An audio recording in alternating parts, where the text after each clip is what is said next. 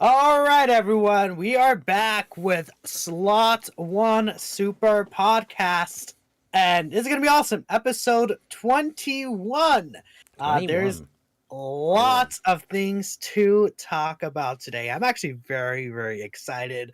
Maybe I'll spread a little bit of my agenda, but we're here with, of course, two awesome guests. The same guest as always, I guess. Guess. Yes, I don't know. Hosts, my hosts. I'm so sorry. Look, y'all.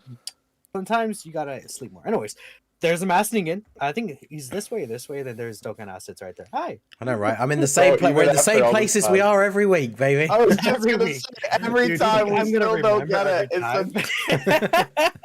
Oh man, Okay. 20 plus episodes. I apologize for calling y'all guests, by the way. I'm just like, I know, right? I'm out of it. Look, You need to sleep, bro.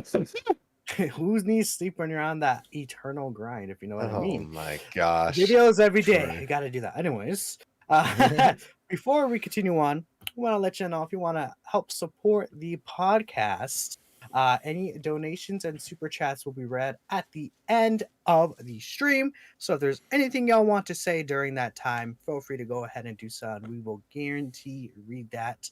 So without further ado, I guess let's just hop right into our topics for today. Yeah. First and foremost, Global Dokkan. Woo! So hype. Woo, yeah, we got Global Dokkan stuff. So, a little bit of stuff.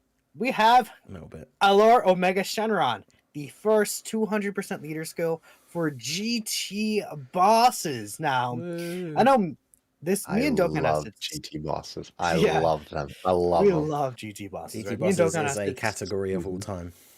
Yes, Oh, sir. it's like the best team right now, actually.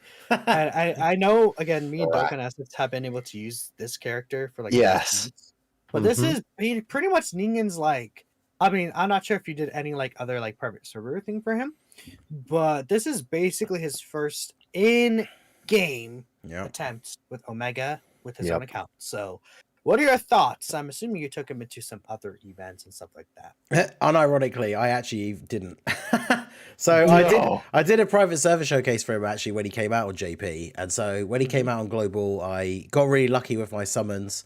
I meant to post a screenshot on your your good old best multi gets a cookie thread. Oh yeah. Because I got let's go. the premium ticket for Global, which is a guaranteed featured multi.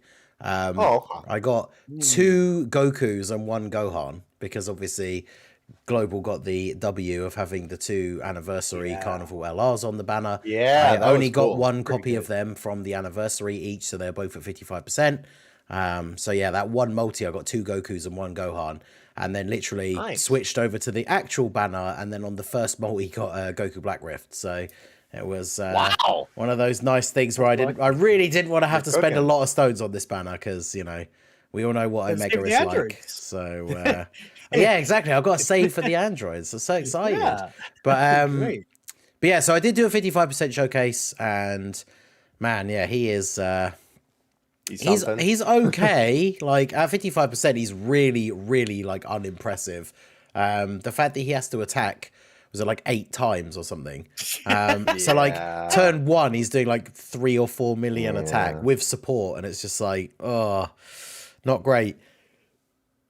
I mean, Dude. it's one of those things, right? He's like, it's kind of all the same stuff that we knew going into it, right? It's what we've talked about before in the past when he came out on JP. We talked about it in the lead up to him coming out on Global, but he's essentially kind of stuck on GT bosses unless you want him to lose a whole chunk of damage reduction, which is really one of his only defensive abilities. And that team is just awful. Like obviously Global doesn't have the LR Super Baby 2 EZA that comes out in the next few days or so, like next week. So yeah, the team is just terrible. It's like you're running him, Tech Sin, like the Battlefield LR Shadow Dragons. You got like the Rildo. The STR free to play Rildo is kind of okay, but it's just the team is just so not good. And Omega is like he's like the best unit on the team, but even then at 55%, he's not really that impressive. It is absolutely like the easiest skip. Skip banner. It's cool that it has Goku and Gohan on it, but I feel like that's not enough to to get people to summon. So I think I got my copy of Omega. I think I did like a couple more multis just to even out my stones. I got one more Goku, so he's at like 90%. So I just used Carnival coins to pick up another Gohan, so he's at 79, and then that's me done. That's kind of what I like to do. For those of you out there, of course, you know what it's like when you get that summon itch every now and then, like a few days after the banners come out and it's still sat there. So I bought the copy of Gohan with the coins to get him to 79%. Because now in my mind, I'm like, no, I can't summon anymore. Because if I summon and pull a copy of him, I'm going to be really annoyed that I bought him with coins. So I'm absolutely done with the banner. It's been fun. The funniest thing is, like, obviously we'll talk about like the event being out and stuff like that. But the funniest thing is about them being on the banner. I've had more fun now being able to use Goku a bit more because at 55%, that AGL Kai Goku, especially with like the Dismal Future Red Zone, he has kind of started to struggle a little bit. But now that he's at 90%, like he's a lot more fun to use. So I've unironically been having more fun using him now that I've got dupes in him than I have the Omega. So it's funny with that Carnival Goku because I feel like when he came out, he was like very underrated because he wasn't like like a mega like popular character. But I feel like for a little bit he ended up being a little like overrated, or like at least properly talked about. And now I feel like people just don't talk about him anymore, but he's actually still a decent option for a lot of like different like events right now that are still out and stuff like that, right? I mean, in the Omega event, I actually do like him quite a bit. So he's pretty sick overall, that Carnival Goku. Yep. Omega, honestly, my biggest I have two gripes with Omega. One, the GT boss restriction obviously sucks. We all know about this, but another one that people don't really talk about is the fact that his revive can't proc the other Omegas. Passive. That's really dumb. Really annoying. Like it's not like, because the thing, this guy is the GT boss's leader, so it's like he's intended to be ran as a leader, but then he doesn't have the ability like 23rd World Tournament Goku does as a leader, where it's like, oh, he could proc his own other revive, right, for the other 23rd World Tournament Goku. But then Omega can't on the weaker team. It doesn't make sense at all, and then that would help the other Omega build up the attack and stuff like that. Which is really dumb. He has to do so many attacks, and then it's like when he, it feels like post revival Omega, you're getting a lot of orbs with him. He's doing like these double, triple, super effective super attacks, and like he has the active skill as well, which could have the action break. He can actually look good on a turn. You can make him look good, but then the team sucks. It's that you're not really gonna get to that point, I feel like, unless you're on a very weak like event. So it's really sucks for Omega. I think GT bosses is almost like, I think GT bosses, like if you think of Omega, Super Baby 2, and Roto, you have 3 of the units that are good.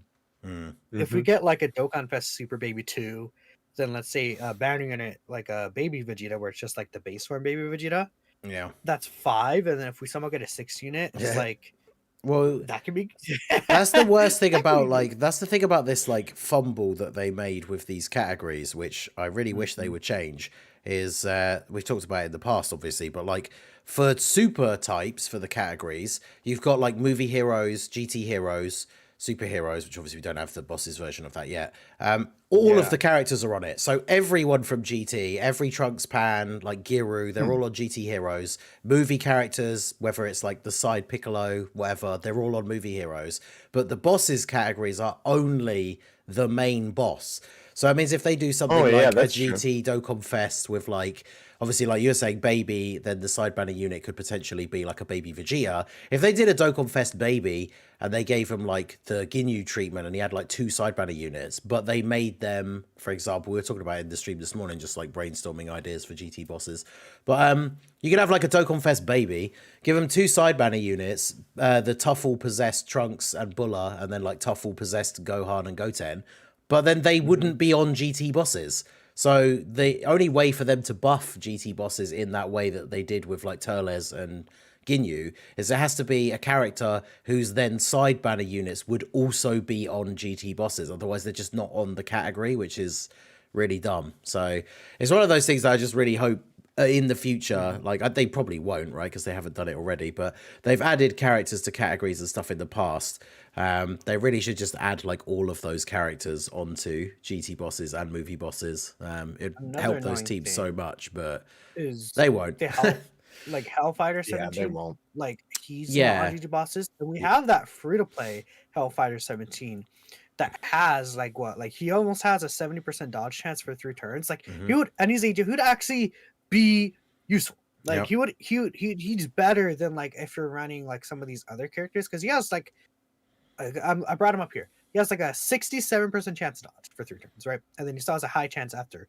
It's like you use him as a floater, and then he's better than probably a majority of the units there, because it's like at least he doesn't instantly die to a super yeah, attack. Yeah. It's like okay, right? You know, that's like annoying. So I don't know. Sucks for GG bosses that it's like that, but I mean, yep, let's go on to the at least fun thing about Omega. The Omega yes, Shenron event. So again, Ningen, this is basically, I think this is pretty much your first time experiencing it. On your own account, obviously, right? yep. Just came out. I think I saw you use the Heroes team, which from my experience, Heroes does pretty well there. Oh But yes. what are your thoughts on the events overall? Like, do you like it? Do you think it's more fun than any other events? What do you Yeah, think? so obviously, Heroes Agenda. We had to use the Heroes team for the first clear. They just had to do it. But Mhm. yeah, I like the event.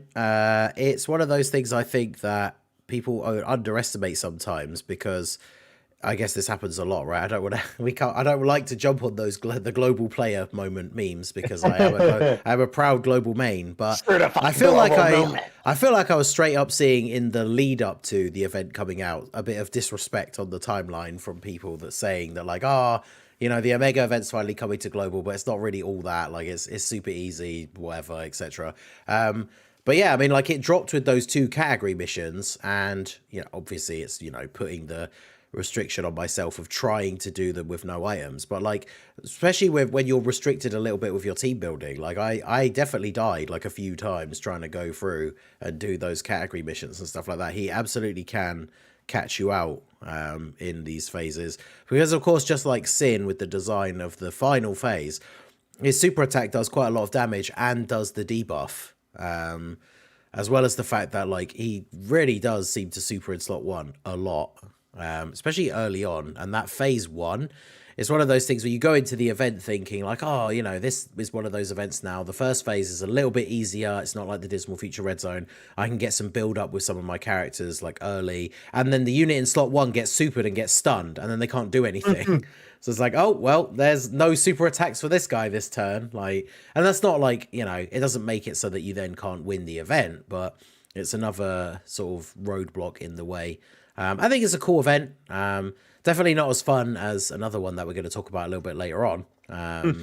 But yeah, I quite liked it. So it's one of those things, obviously, just going through now. It's nice to have, even if it is something that came out on JP a little while ago, it's nice to have something new in the game for the people on global, right? Because now we're just sort of going through it, trying out different teams. I did a run, which I've got a video that's going to drop after the podcast, using Zamasu's team. So it's like LR Zamasu, AGL Zamasu, Super Saiyan 3 Rose, even through Int Goku Black on there, the base form EZA from the Worldwide Celebration. Because obviously the first phase is tech, so he can kind of get away with having a few turns to stack up a little bit.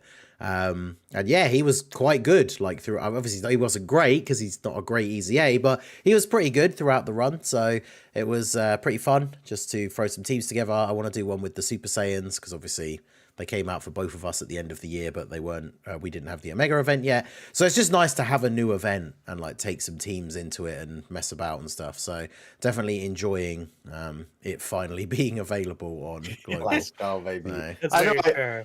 I So- swear, like every podcast episode, we're like, well, global players don't have the Omega event yet, so blah blah blah blah blah. So it's nice that finally it's on global. Yeah, I would agree that I've seen so much disrespect for this event, and people don't understand. It's like the AOE. People are like thinking about Fusion Mouse's AOE, and then they're like, okay, but now you get to build up. It's like Fusion Mouse's AOE, but you get to build up and build your characters, so it's a lot easier. Mhm. But you have to realize the AOE. There's 3 of them as well.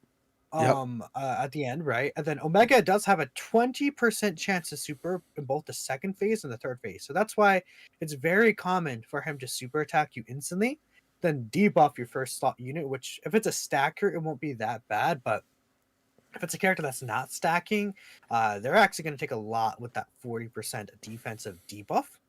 And then the AoEs could just be really, really annoying. As well, he only has a 5 attack cooldown for a super in the last phase, so again, it's pretty common for him to just chain the super attack in the first slot over and over, because by the end of the turn, he'll be able to do a super attack again at any point, right? Yeah. Unless he supers you right at the end of the fight, right? But the thing about him that I think people don't talk about is the STR phase. The STR phase actually has harder hitting AoEs, at least for the first one. Well, especially and because he- doesn't he raises attack on super, so like his Yes, after he right. supers, his 50% AoEs raise. actually can be quite hard hitting. Yeah, it's crazy. So his normal attacks are just 400, and then his first AoE is 400. But once he gets to 50% raise, that jumps up to 600. So he could hit you with 600k normals, and then a 600k AoE attack. Yeah. Which is the hardest hitting AoE attack in the game. If he does super first and then do the AoE, which again, he also has a 20% chance of super and a 0 cooldown. So it's very common that he supers you instantly, then does an AoE that'll hit you for 600k, and he could also do 2 AoEs. So that could be 2 AoEs that hit you for 600k. The only thing about the STR Sin phase is that I find he's pretty squishy, right? He doesn't have like as much reduction or health nearly as the final phase. So I don't know about you, but if you use like Limit Breaker Vegito, and then he just like destroys this guy. He just melts Yeah. his HP, right? Because his damage reduction is not as high as some other bosses, and his HP is only 40k, 40 mil, right? So that's the thing. He has the healing to kind of compensate for that a little, but it's not that big. It's like at most a health bar. So yeah, I think people forget that the STR phase is there, and he's still hitting really hard, and it's type coverage. So if you're bringing a lot of physical characters to the fight, the STR phase that's hitting you for 600k AoEs is not going to be too kind to your like Sword of Hope Trunks or something like that, right? Or physical unit that you're bringing. Yep. So like, I don't know, think of Path Packet Goku even. Really strong physical units. There's probably others at the top of my head I'm not thinking of, but still, that's how this event is designed to kind of cover around like his weaknesses. And even like the tech phase, if you're bringing AGL units for the middle phase, the first phase is tech, and he could just like stun or steal you, and he could be just very annoying. And if he hits you instantly before you're able to debuff him, he could actually do pretty okay turn 1 damage for a super attack, 800k, right? So it could be nasty, right? This fight is more to it than people are seeing, because again, they're comparing it directly to Fusions of Masu. They're like, oh, Fusions of Masu is harder. This fight's not as bad because you can build up. But I think that's like the mindset people are having, why they underrate this event, unfortunately. I do like this event. I actually think this event, even now, is the most fun event in the game compared to the other event we're going to talk about later. Okay. I didn't really like it, the other one. Well, I kind of liked it. It was interesting, but we'll talk about it later once we actually get to that stuff. Yeah. But that's all there is for Global Dokkan. So let's go ahead and move on to JP Dokkan here, where I think is the bulk of the content we received this past week. So that's it for Global for now. But no worries. Hopefully next week Global has more stuff. Maybe. We'll see.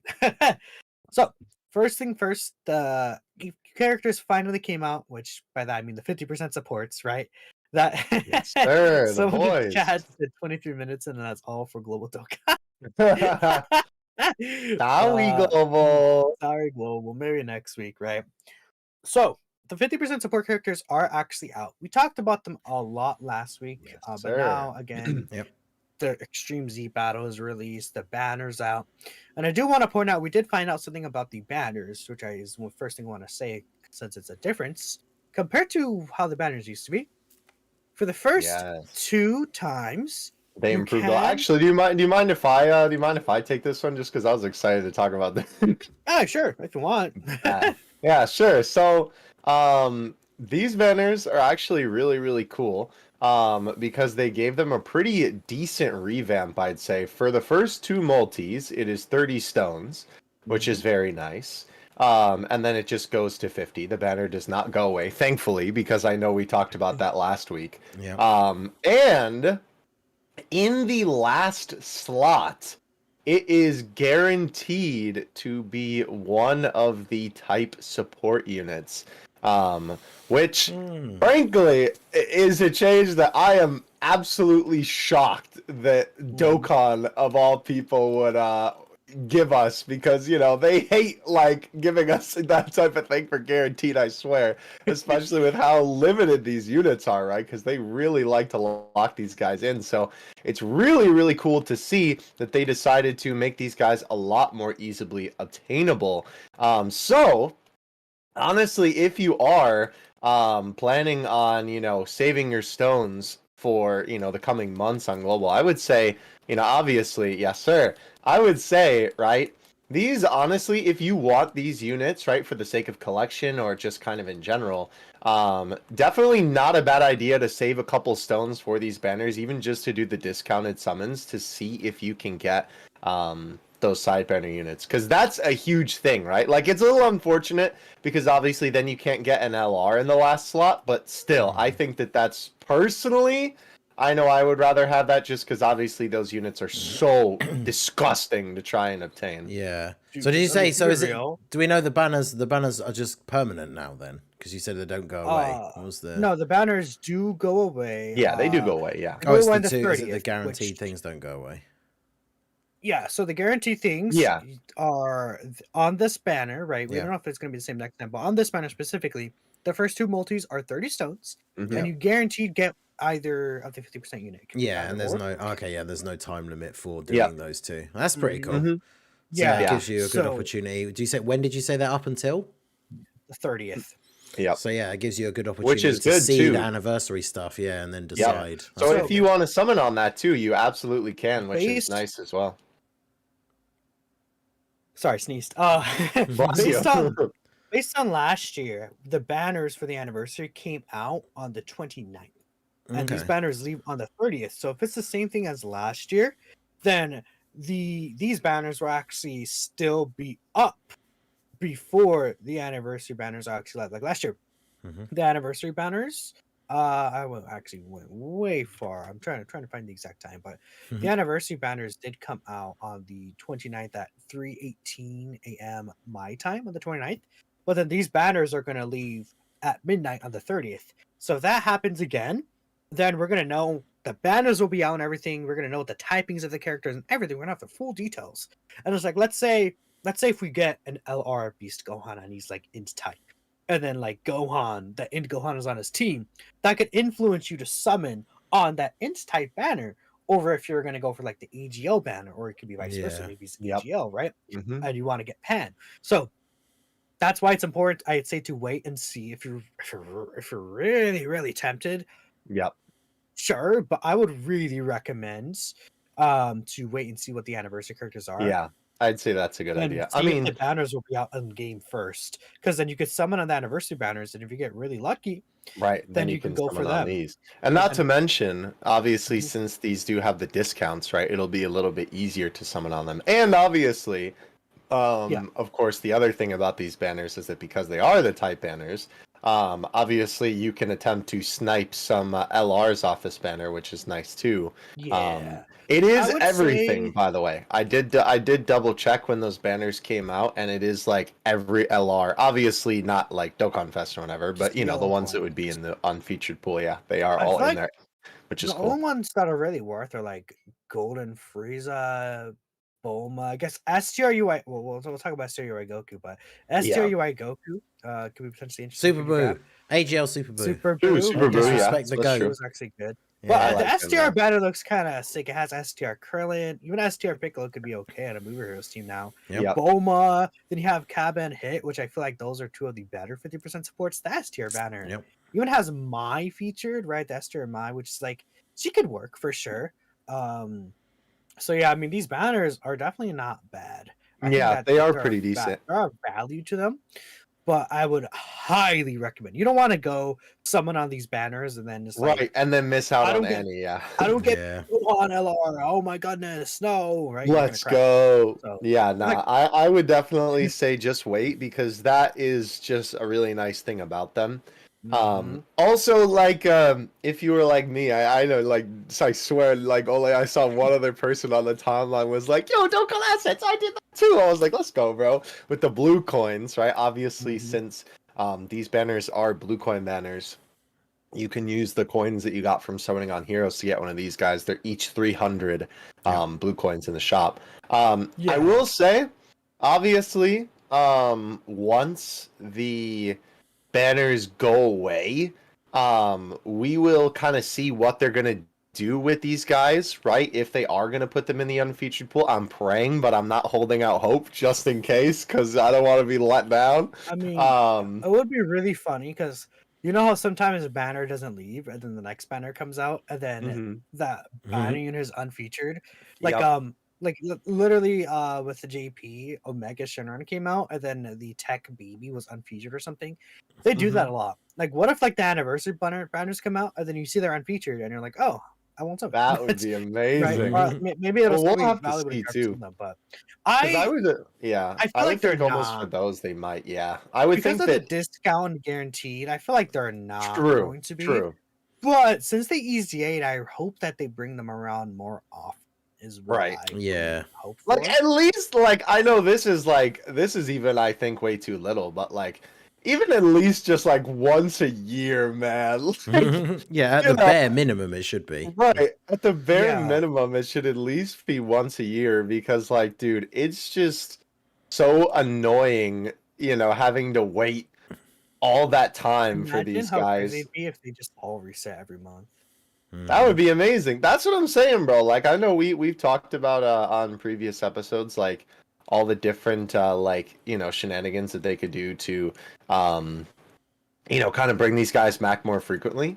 And so I really hope that they do, and I hope that they like, because I'm sure that people have been commenting about it on like social media and stuff, and obviously we have surveys and all that good stuff. So I'm hoping that they'll like listen to the feedback and really take it into consideration. But we'll see. Dokkan is a funny game, so Yeah. So hopefully they don't bring it back before Annie though again next time, because that is if you're trying to, it's funny because it's like it's really good bait, but it's also kind of like just okay bait, because if you just don't care about them, it's like, oh, whatever. But I mean, they made them really good, to be fair. that is true. That is true. They did make them very good. So Hopefully they You just should don't care, but- leave for 2 years again, but we'll see.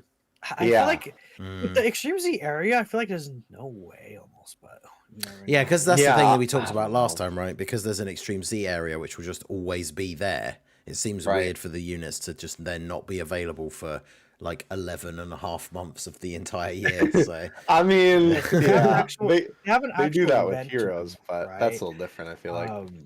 I mean, kind of, yeah. But Heroes is like these characters they could bring back at any time. Right. Exactly. Right. Heroes Yeah, they exactly. can't, They just like right? to do a little trolling, basically.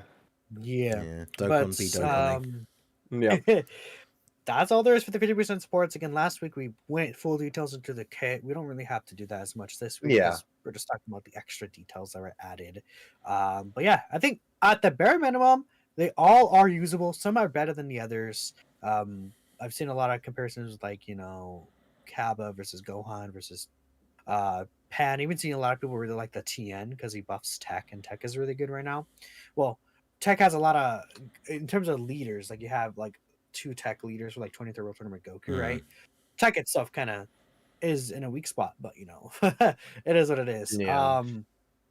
Now this is the main bulk, the main like final dessert, or I guess dinner, whatever you want to say.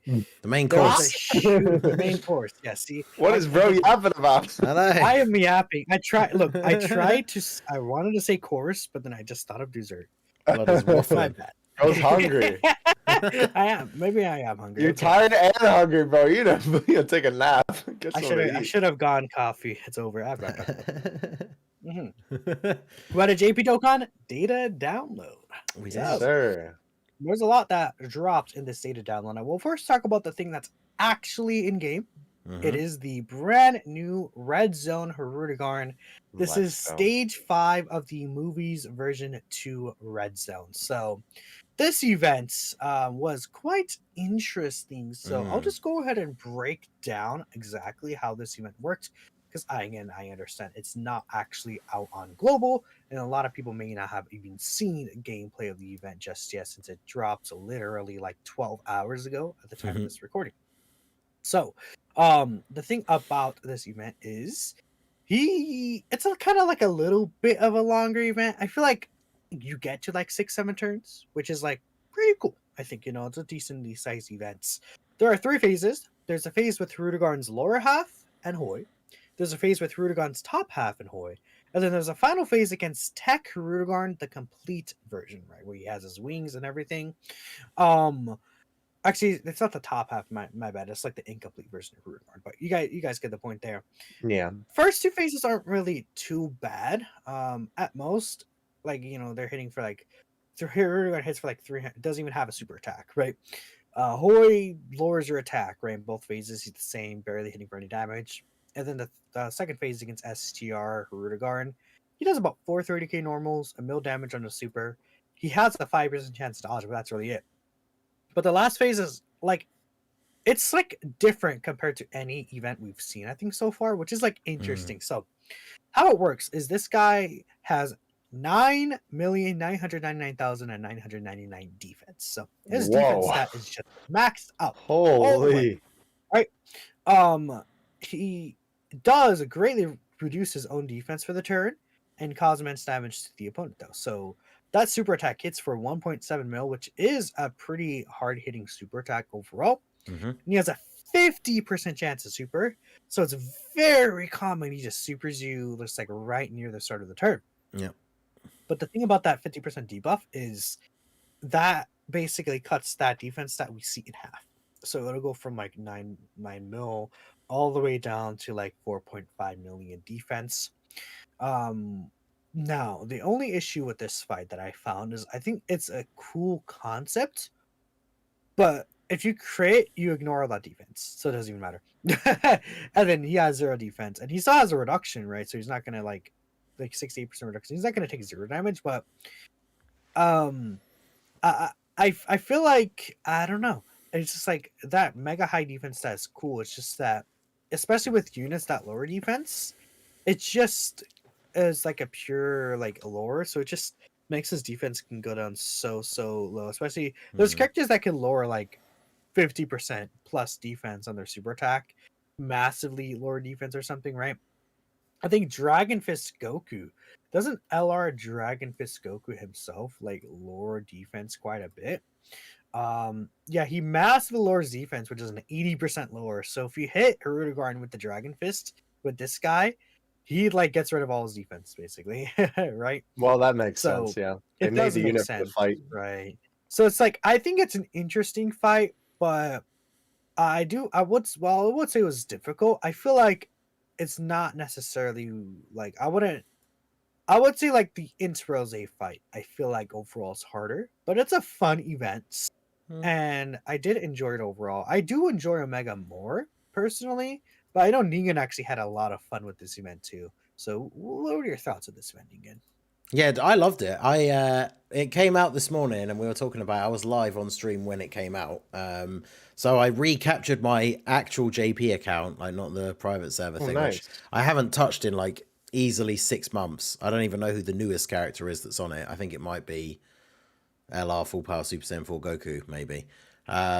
So yeah, I loaded it up. I jumped in with a team, which I have some good units on my JP, just not really like dupes of them, right? So I was running God Goku's team. So I had God Goku, both the 8th anniversary LRs, AGL Kai Goku, LR Full Power Super Saiyan 4 Goku, and then Path to Power Kid Goku. Everybody on the team except for Path to Power Kid Goku was 55%. And I thought the event was really fun. It wasn't very hard, obviously, at the start. People were getting to build up. I got to see like everybody's active skill, everybody's standby. Obviously, Minato said it took like 7 turns. Doing it with my basically full 55% team. I think I was on like turn 12 when I finally finished him off at the end because I'd brought essentially just my best units together in a team. So I think there's probably a few units that had effects that were lowering defense and stuff like that. But obviously I wasn't going for that strategy. I didn't know you could do that even when I actually jumped into the event. But yeah, I just found it really fun. I liked the idea. The fact that it's different finally, because a lot of people complained about the fact that the last 3 stages of the Dismal Future Red Zone are basically exactly the same, apart from the Fusions of Master having AoEs. It's just like 2 phases. So it being 3 phases with the first 2 having 2 enemies, I thought was cool. And then, yeah, in the last phase, one of the things I really like, I like when Dokkan adds in the sort of like, I don't know what you'd call it, like the flavor, the lore, however you want to phrase it, right, for the appropriate abilities that like characters should have.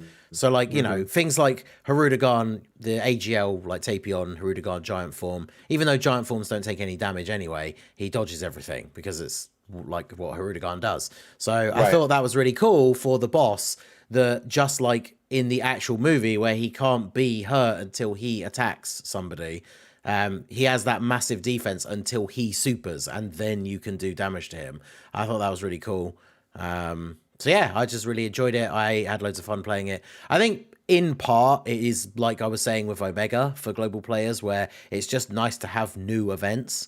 But yeah, like I say, I played it on stream. I did win. I did use items in the end because I got to a pretty risky turn where it's like, if he supers either one of these 2 units, I'm gonna die. So I did pop out the old Whis, but with a full 55% team, you know, I think it's okay. Yeah. But I very much enjoyed it. I thought it was really fun. Yeah, had a whale of a time playing it. So looking forward to it going to global and obviously getting to play it with time. Well, yeah, not quite because my full 55% team, but yeah, looking forward to it coming out on global and actually getting to try it with my other, like, you know, my actual box on global. And then, like we've said, I guess like it won't be as hard or anything, but yeah, overall I just found it really enjoyable, interesting ideas for design. Hopefully we see more stuff like that, but yeah, I really enjoyed playing it. So to be honest, he shouldn't have lowered his own defense. I think that's dumb. What if he lowered our defense? That would be awesome. I would love that. I think it's like if they made it though, so if he didn't lower his own defense, so you could only damage him if you crit or lower defense. I think that then falls into that. It falls into that kind of event though, that like it's kind of like a lot of the reason why people don't like Fusions Zamasu is because he makes a whole bunch of units in your box not usable in that event. So then if you have to bring units that crit or lower defense, it means there's a whole bunch of your units that you just can't bring against him. Who doesn't crit, bro? Who doesn't crit nowadays? Well, who doesn't crit? What do you mean who doesn't crit? Some people have built-in crits for certain things, but nowadays crit is like the least popular, like hidden potential, like build and stuff. Which is so wild. That's because every character has crit built in already.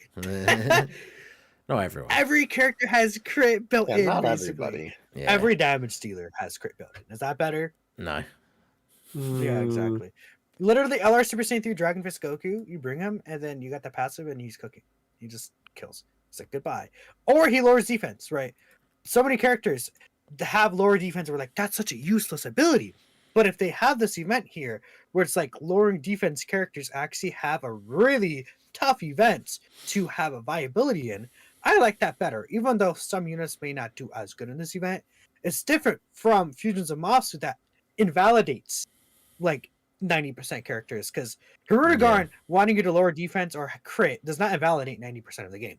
Oh yeah, no, I know. I'm not saying they're the same thing, but I think comparing it like that is kind of like, you know, I know you were not saying that's on the same like exact level, but I think that comparison doesn't really match up to me. No, the way I would say is it's more so the fact that people just don't like events that kind of like you have to build your team in a certain way. But then to be fair, somebody in the chat was saying defense lowering does last for multiple turns. So it's not like you have to bring every single unit on the team has to be someone that lowers defense. So that is true. And at the end of the day, like I said, like I brought a team that was just the combination of the best units I had on my account.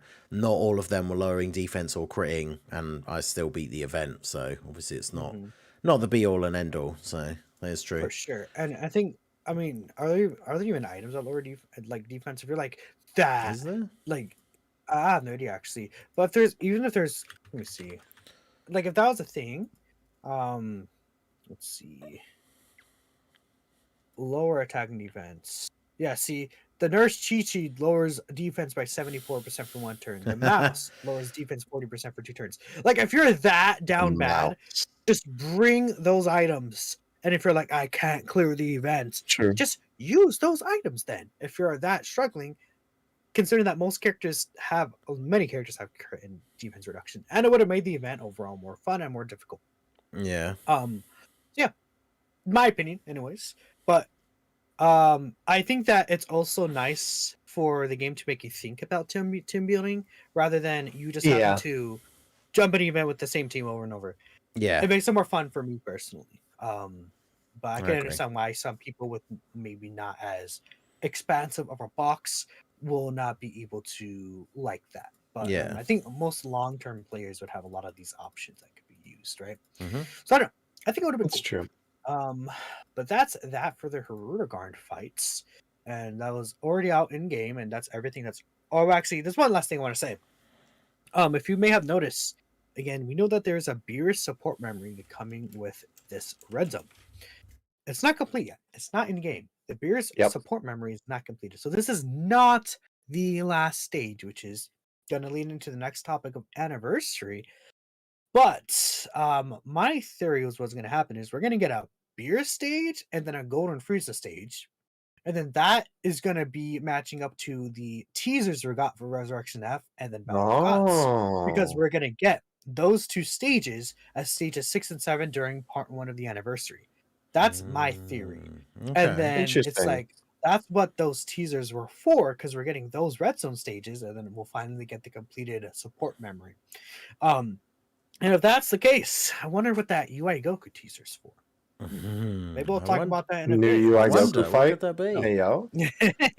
So, first things first, more anniversary stuff. In the data download, we got the countdown images for the anniversary. I don't know if Ningen put them in here. I don't think Here we go. he did. Oh my god! Listen, I'll take this one because I got the. There you go. I They're gonna love play these in a bad boys slideshow on Twitter. in order as well. W. There you go. So, the cool thing, right, about these is that obviously, usually when we get these specific countdown images, right, they kind of give us a hint as to the theme, and sort of, right, obviously give us like a soft confirmation of usually what the characters are going to be. However, this time it still is a little bit unclear, however, even though we kind of know. But it is pretty cool because these are all of the villains from DBS, right? For day 6 and 7, we have Beerus and Champa. For 6 and 7. For 5 and 4, we have Rose and Zamasu. For 3 and 2, we have Golden Frieza and Jiren, which is kind of ironic because obviously Frieza isn't an enemy in that arc, but obviously, you know, it just makes sense in context. And then, of course, the final day is the classic Go Frieza with Goku and Frieza working together to defeat funny Jiren. because it stands out. It's like, it's really weird because obviously since all the rest of them are like villain based, you have this final one which is the last moment of the arc, and it's like, wait, huh? And another thing, I wonder why they put Angel going to Frieza and not Resurrection F Frieza. Well, it's because they were just going by the arcs. It was just like 6 for 7, and then Future, and then Tournament of Power, and then the end of TOP. No. The Beerus is from Battle Gods, so I don't know why they skipped Resurrection F. Oh yeah, instead of Champa, I guess you're right. I guess because they just didn't want to put Frieza in there. No, twice. they could have just moved. Yeah, why did they put Angel going to Frieza? He's not even a villain. Yeah. Well, he is. Yeah, I guess that's true. I don't know. I just think it's funny. I think they kind of just wanted to do it from like a theming perspective, right? You have they really hit that Tournament of Power is anniversary. Maybe. Well, it's like I don't know because it's like they all kind of mirror each other, right? Because obviously, Champa and Beerus, right? They have the whole thing in the 6 or 7 arc, and then obviously Rose and Zamasu, right? And then Jiren and Frieza do fight in that one scene, so I don't know. I guess it's just trying to mirror each other. What this tells me is that the theme is might just literally be Dragon Ball Super. Yeah. The theme, in terms of returning events, all the Dragon Ball Super events are returning. And there's actually a subset of 3 other events that are returning as well. But we'll talk about that in a second. But well, Dokkan asks, what were you gonna say? Oh no, that was it. That was all I had to Oh, say. I oh was just yeah, saying that like it seems like they were just doing it to be thematic, basically. yeah, I get Um, that. I mean, which honestly, is that fun. art for Bona Frieza looks pretty sick too, It right? is. I will say, dude, this is the type of thing where like when I see these countdown images every time and they use actual art like from the from Dokkan, I'm like, Mhm. man, this is the type of thing that shows me that they have HD art and they just don't Yeah. use it because it's right there. They look at, they know they Yeah. have the funny PNG, but they just don't want to put it in the game. I just Oh wish. man. I just wish they would do that. So I do too. I mean, I don't know. Obviously, that could be a whole nother conversation in itself. But it's the only problem is just the game is already so big in terms of how much space it takes up in your phone. That would easily increase the size by a lot. make it optional, man. Just make it Right. I was optional. just gonna say, I Yeah. think you could easily though, like a lot of gotcha games have features where you can have like an HD setting and then the quality will lower. It could basically be something similar for Dokkan where it's like, oh, do you want the HD assets? All right, you can download them, if you have Yeah. the space for it. But Yeah. otherwise, they'll just give you the stinky PNGs thing like Like they I always s- have. So. A little off topic, but in topic with what we're talking about. I saw a comparison between there's the Dokkan cards and then the Heroes cards that remade the Dokkan cards. And then the Mhm. Heroes cards is just like so much better quality. And then it Yeah. was like a Japanese, it was like the difference is crazy or something like Yeah. that, right? Yeah, I mean it is. Well, it's because it is obviously really they cool. have like the HD art in the vault, basically.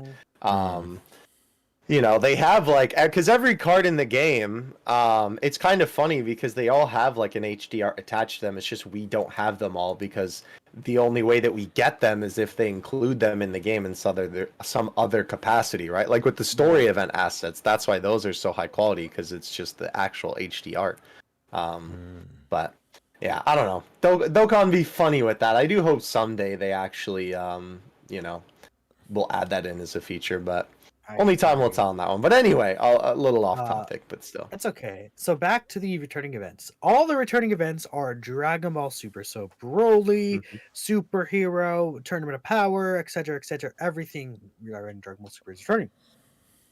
But very interestingly, the 3 Cell Saga events are also returning for whatever reason. I mean, I wonder what Cell Saga and Dragon Ball Super mixed together could be. What could that be?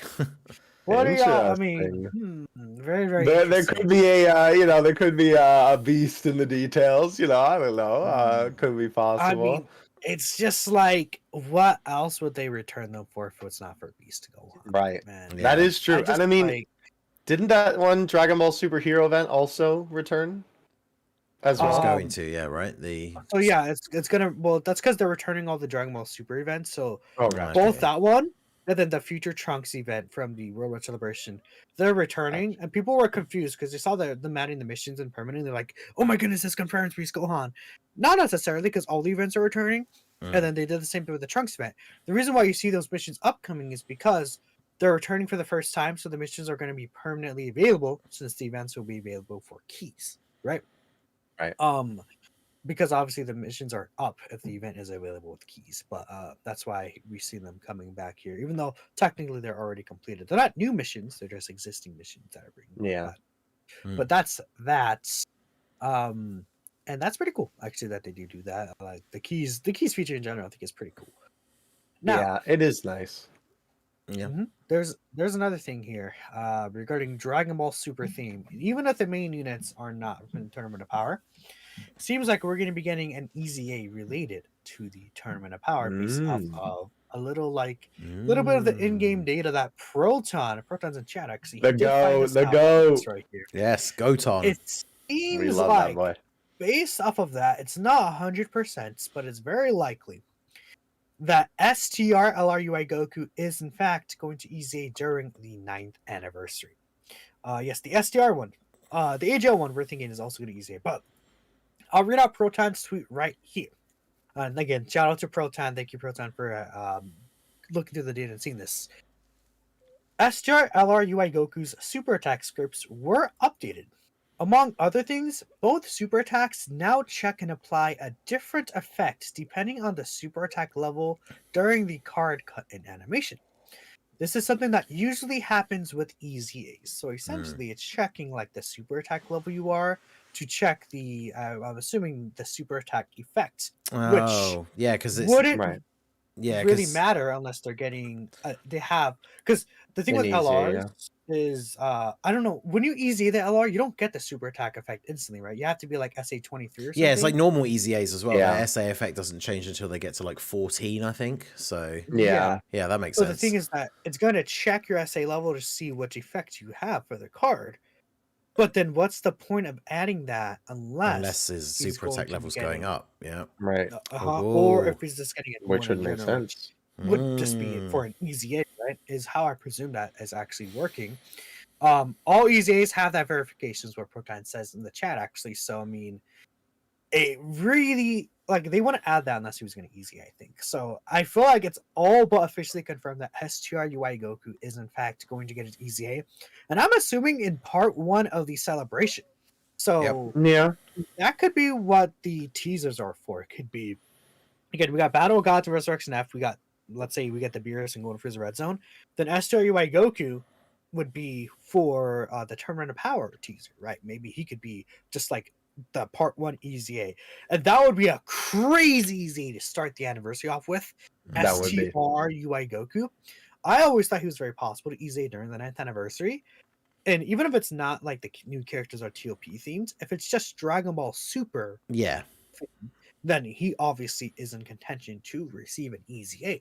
Oh yeah. So, I mean, let's just talk about it real quick. I feel like this guy's EZA, there's not a lot that you really want to, like, that you really have to change for him because he has a 70% dodge. He has multiplicative stats. I just want, my opinion, I think they should give him stacking. And then they should make his base stats like at least 159%. And then they could maybe do something interesting where it's like if you meet a condition, then he has a guaranteed dodge for that specific turn. Maybe I've seen someone even say like, what if he gets effects like when he dodges 3 times, he gets an additional super attack, and then when he dodges 5 times, he gives like a support buff, and it's like, you know, as he's building up over time. So I think there's a lot of interesting things they could do, but I don't think they're going to change the general consensus of what his kit is going to be. Yeah. Because it already has a really good, solid baseline. Yeah. Again, I'll hand it off to y'all, whichever one of y'all want to go first. I mean, I just got some quick thoughts, right? Like, I am definitely excited for the EZA. It would make sense, obviously, you know, and that I think would honestly be a huge advantage of this anniversary if they do just make it like completely DBS themed and not just like DBS movies. Is it obviously then they could do more stuff like this where it's like, okay, well then realistically anything from Dragon Ball Super is on the table. Yep. So that is really cool. And when it comes to the boy himself, yeah, honestly, I think it is quite literally just, you know, your normal EZA stuff. It's like, I just want him to do what he does now, but better, basically, you know? Yeah. You know, I just want him to be able to do the funny dodges, you know, hit pretty decent, you know, all that good stuff. So, and I will say too, if this guy does get his EZA, man, if him and, you know, MUI on rotation with both of their EZAs, oh my gosh, dude, that's going to be crazy. So if they both do EZA this celebration, I honestly cannot wait for that.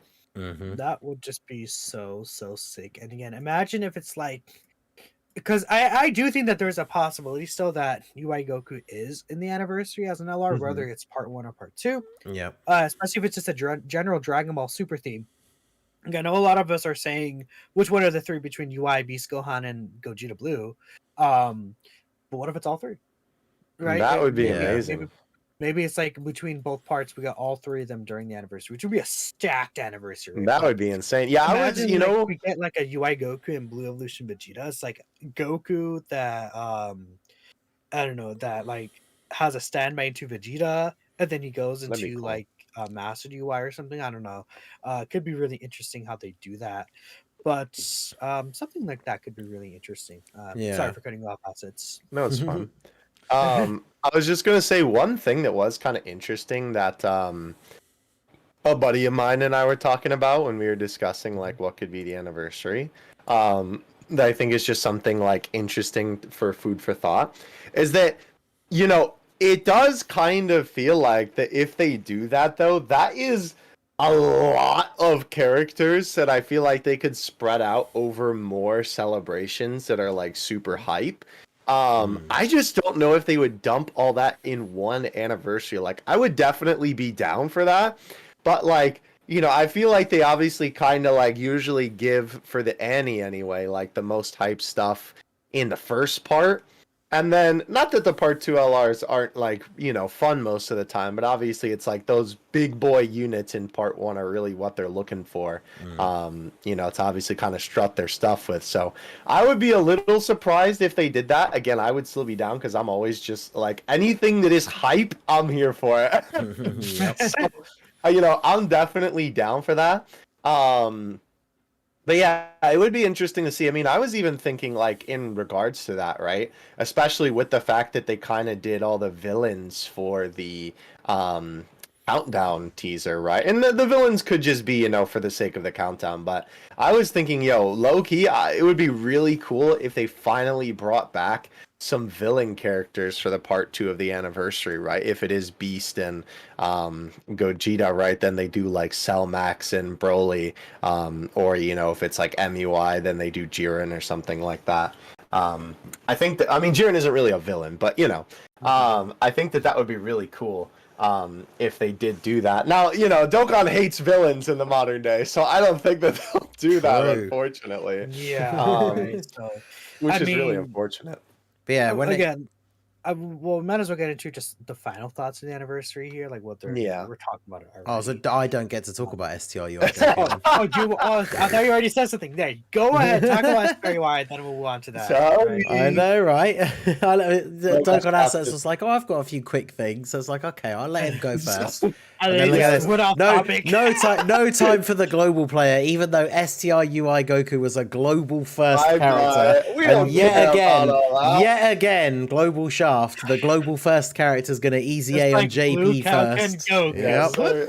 And it's going to easy A on JP first. So as it should be, baby. Anyway. I mean, the funny thing is, we talked about this in the last episode, right? The fact that he potentially was going to easy A, because we essentially almost know, because Dokkan could change their mind from the last 2-year pattern, but we basically know that the AGL one is going to easy A, and this guy came out before him.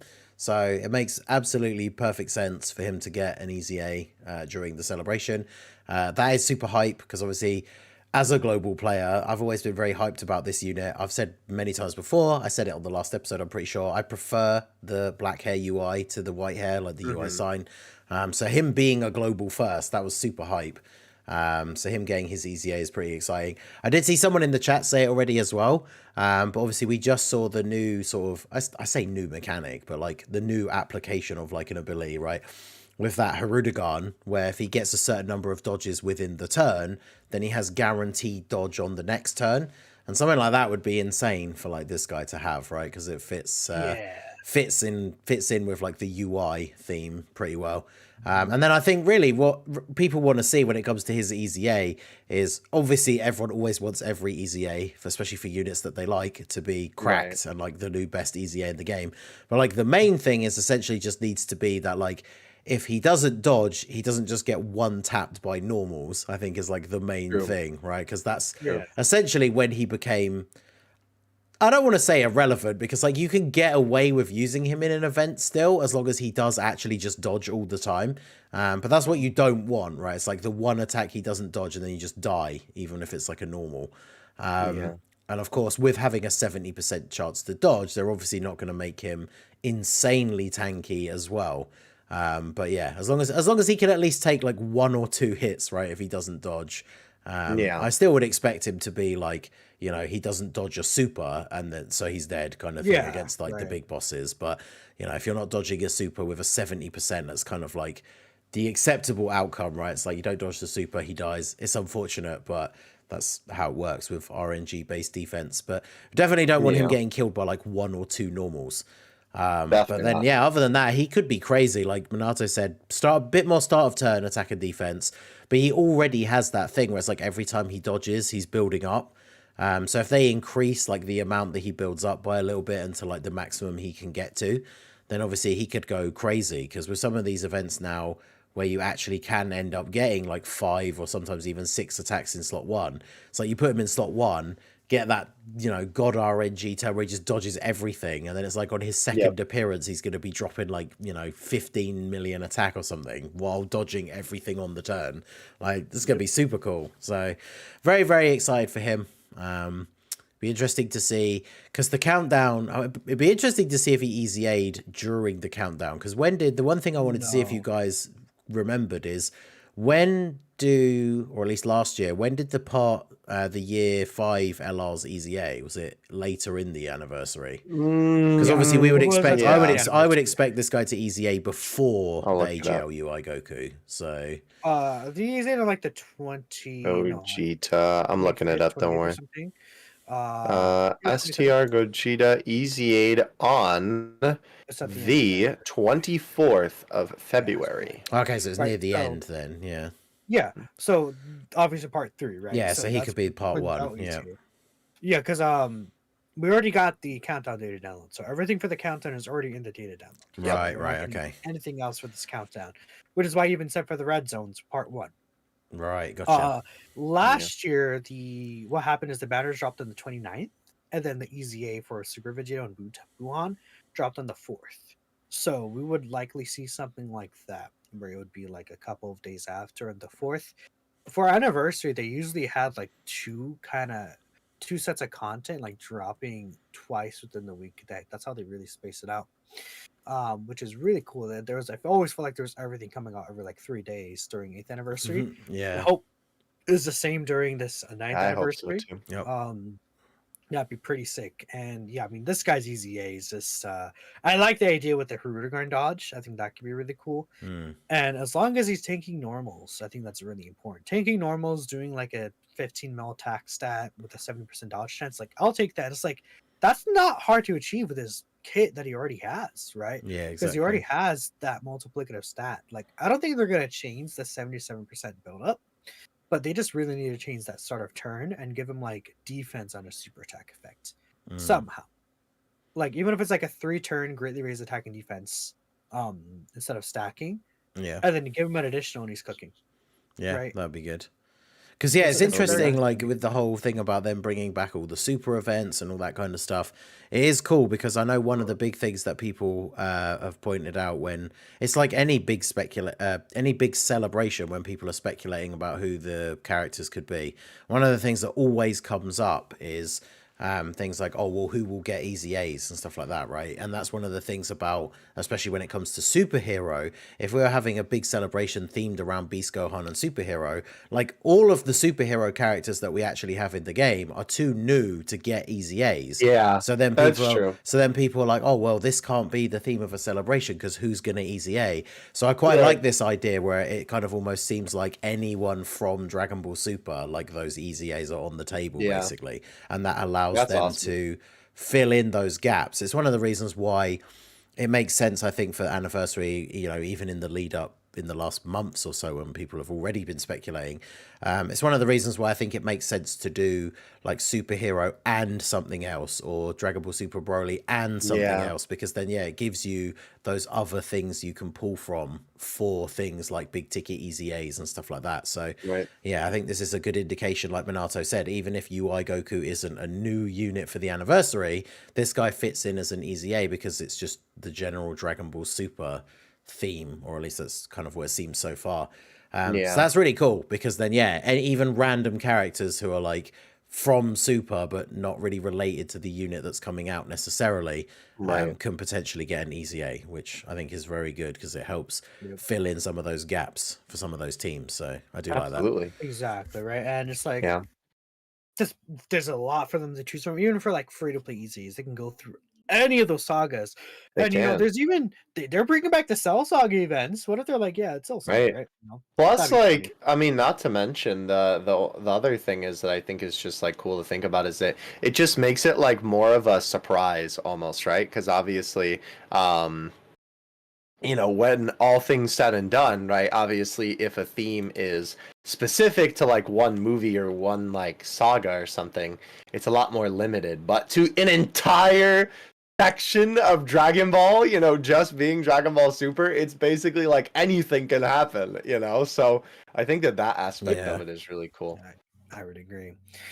All right, so there's two little segments here that we're gonna get before finishing up the show. But before we continue on, again, just a quick reminder: if you want to help support the podcast, we will be reading any donations and super chats out at the end of the stream. So if you want to go ahead and support us, much appreciated, and we'll of course be reading any questions you do have. So now to the I think most fun part actually for me, speculating. What do you guys think the actual anniversary is gonna be with the characters, right? Like in terms of what are the main units, even if you want to say just part one or all four of them. I'm gonna go first. Go for I it. have this crazy theory that would be really hype, and I did say about it earlier. Imagine Dragon Ball if Super Yamcha? yes, Dragon Ball Super Baseball Let's Yamcha. go. Beast Yamcha. Beast Yo, Yamcha, honestly, that go hard. I'm not even gonna Who's lie. who's the better beast? Gohan or Who's the Yamcha? better Let me know. beast? That's true. Yamcha is the OG. He's the OG beast. Yep. So So my thought is, okay, they just go all out.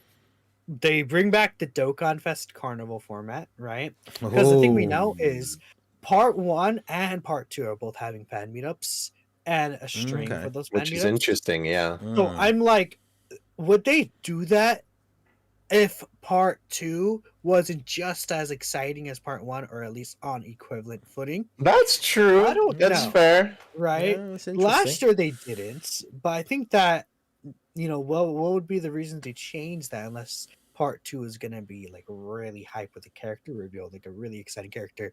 So I think they're in their bag for this one, maybe a little more, maybe. Especially because a lot of people are actually talking so much about 10th anniversary. That's like people have to remember 9th anniversary could still be really good, right? Yeah. This could be the best anniversary yet, right? For sure. So I'm thinking, what if they go all across Dragon Ball Super near the ends, right? Dokkan Fest LR Beast Gohan, Carnival LR UI Goku in some way or fashion. Then we get a Dokkan Fest LR Full Power Broly in part 2 with a Carnival LR Blue Gogeta in part Ooh. 2. That way we get a villain. We get the three big characters that people have been asking and wanting for anniversary. And then overall, it would be super mega hype to see a Blue Gogeta announced for that part 2 stream. It's like people are like, oh, we got UI Goku and Beast Gohan. Blue Gogeta's not coming. And bam, they hit us with Blue Gogeta. I think that would be crazy. And I think most people are most excited for Gogeta and Gohan, honestly. Yeah. So if they spread that between both parts to keep the equal hype, I think that would make a lot of sense. But that's like the super, super mega, just like cracked, like Mega theory. hopium. Yeah, The mega mega hopium. I'm hopium, thinking baby. it's just gonna be I like it though. dual Dokkan Fest into Carnival. It's a good idea. Yeah. But that's just like because I want to throw it out because it's like I don't think anyone's guessing something like that would happen, or at least between you two. So Dokkan has to taxi. I'll pass it on to you. What do you Yeah. So, I mean, I think it's pretty clear, you know, from me talking about it on the podcast a bunch. I really want Gohan Beast. Obviously, I'm a huge fan of Gohan Wait, Beast. what? I know, right? You would have never guessed.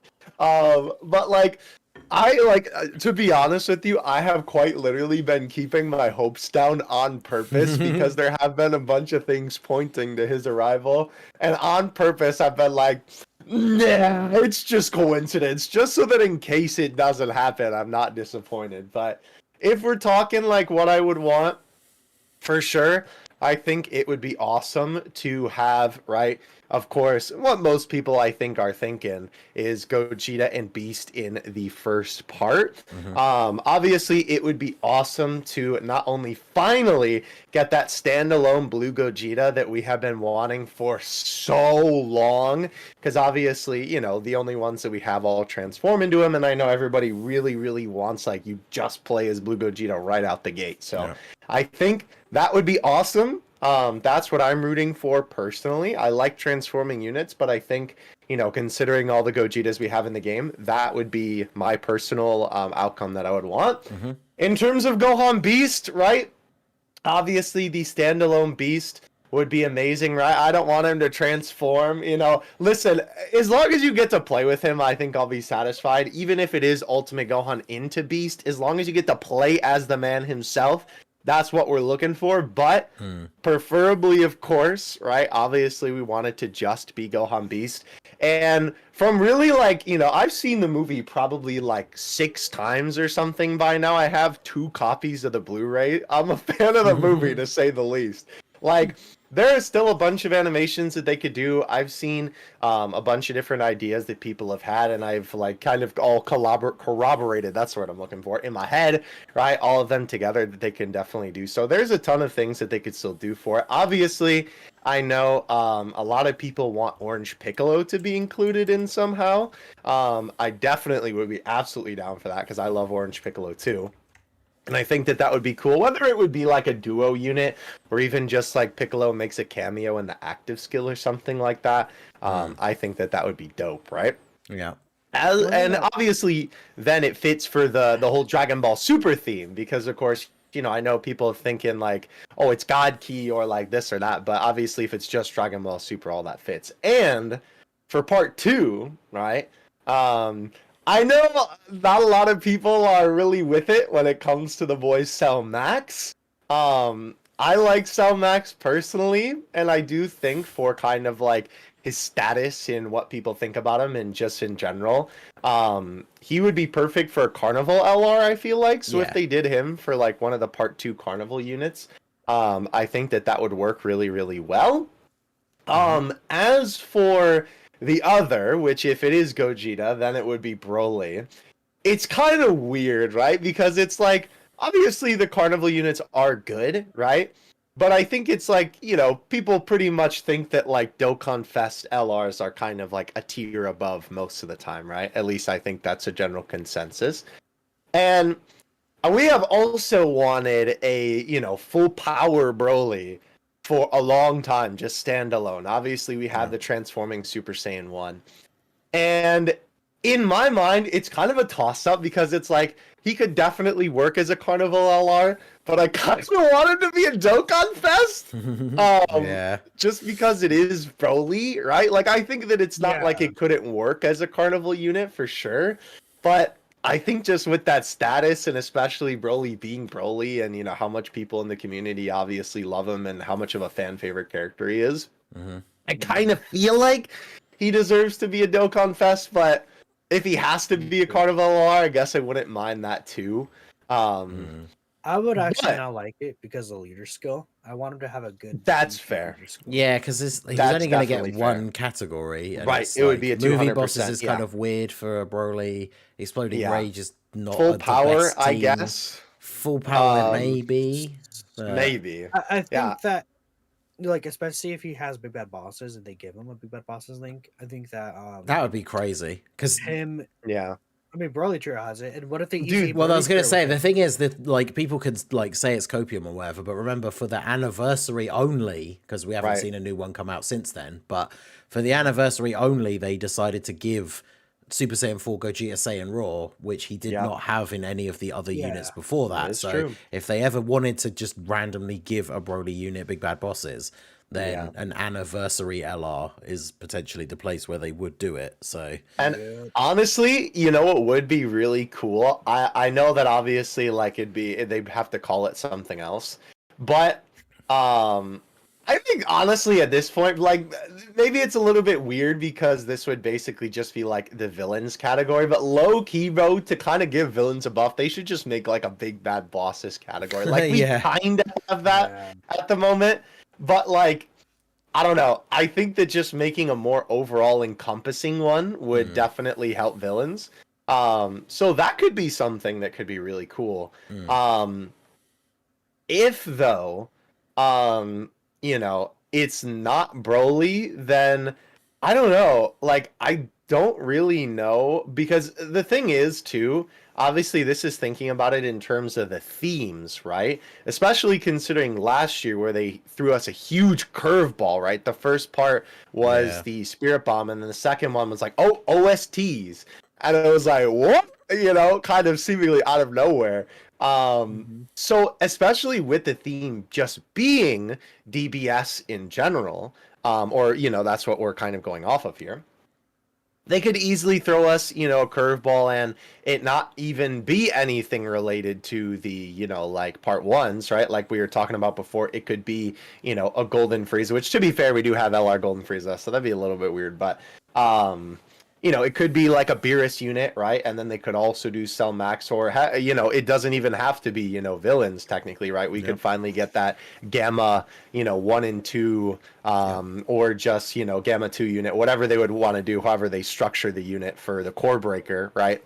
We could definitely get that too. There's all kinds of stuff that they could still take from DBS. I mean, if they really want to. What would actually be so funny? This will be my final thought, and then I'll pass it over to you. It would be really funny considering the fact that like the only time that we've seen anything from the Future Saga has been the countdown images.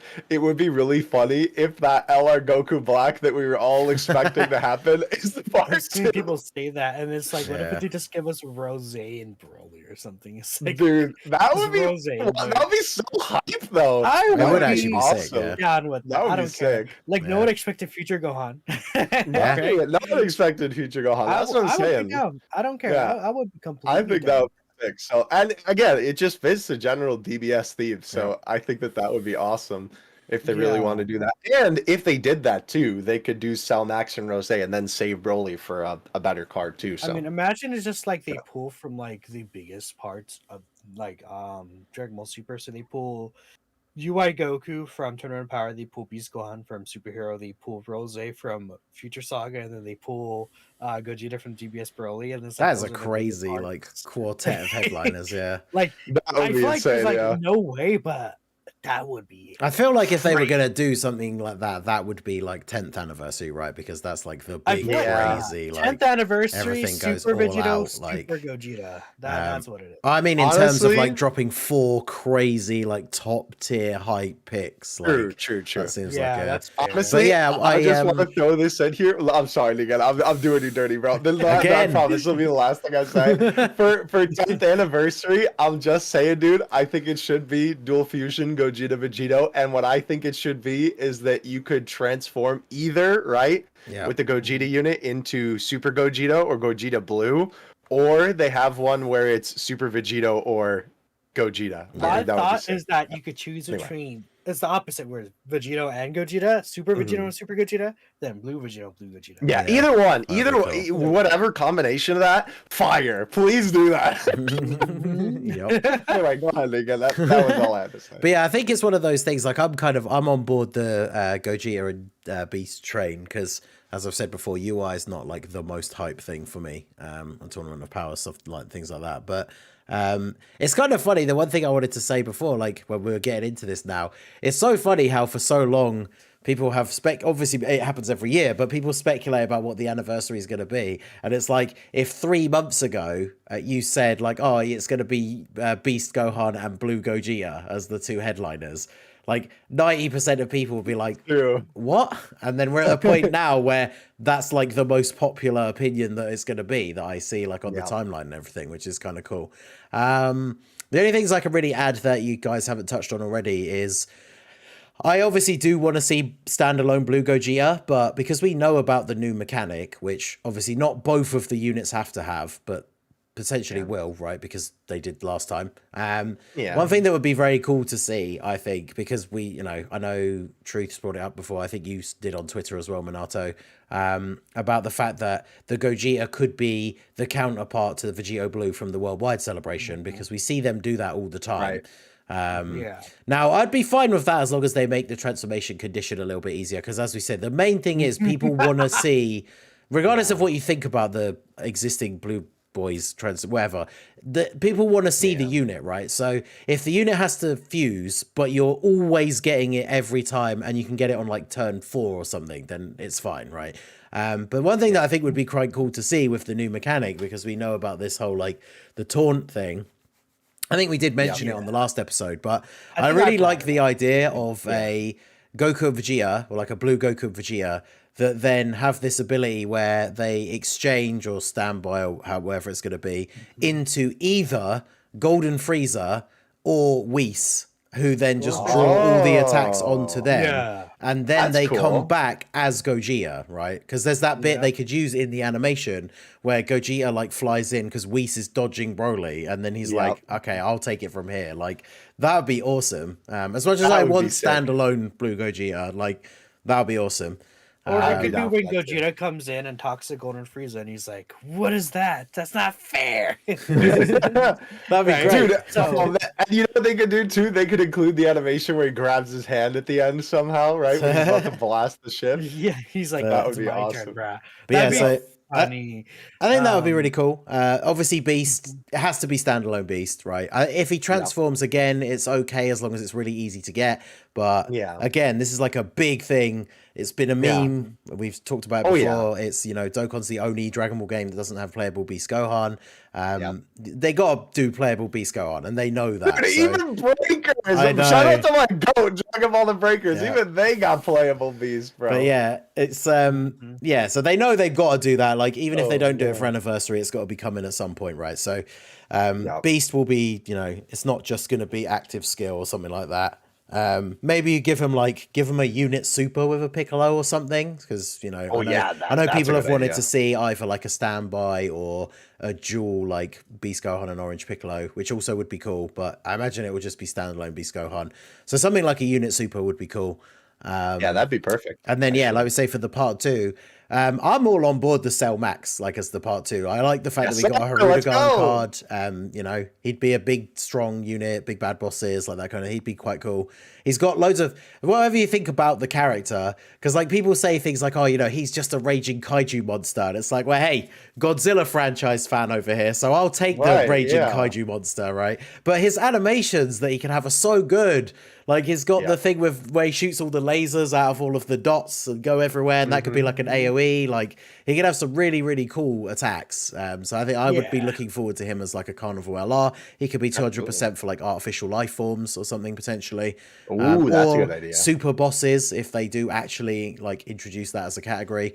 But like you said, now I had not really thought about it too much, but as we talked about in this episode with the EZA and then going on to the potential for the part 2, having this idea where they could draw anything from Dragon Ball Super potentially, I think is actually a really cool idea, because, you know, we could finally get something like the LR, like Hakai Beerus or something, which I think is something that people have been looking forward to for quite a while. Something like that I think would be very cool. Obviously they could potentially do a new Jiren, because we need like a Jiren into full power Jiren, as much as he's like a character that I don't particularly care about. That's your goat, Ningen. What do you mean? Yeah, he's so cool. He's not the most boring character in Dragon Ball Z. It's fine. But yeah, so there's a whole bunch of stuff they could draw from. I do like the idea, as much as I am on board with Cell Max. Of course, the more popular choice probably is the Gamma 1 and 2 with the core breaker thing. I think it'd probably be like, it would just be them together, and then you do the active skill, whatever it ends up being. You do the core breaker attack, and then obviously after that, the unit is just Gamma 1. But I think that would be very cool. Broly full power, of course. Now, one thing, it's like I don't want to not get standalone full power Broly, because like many people, that's something that I've wanted to see in the game for a long time. But I also really, really like Wrathful Broly, or like Akari Broly, or whatever you want to call him.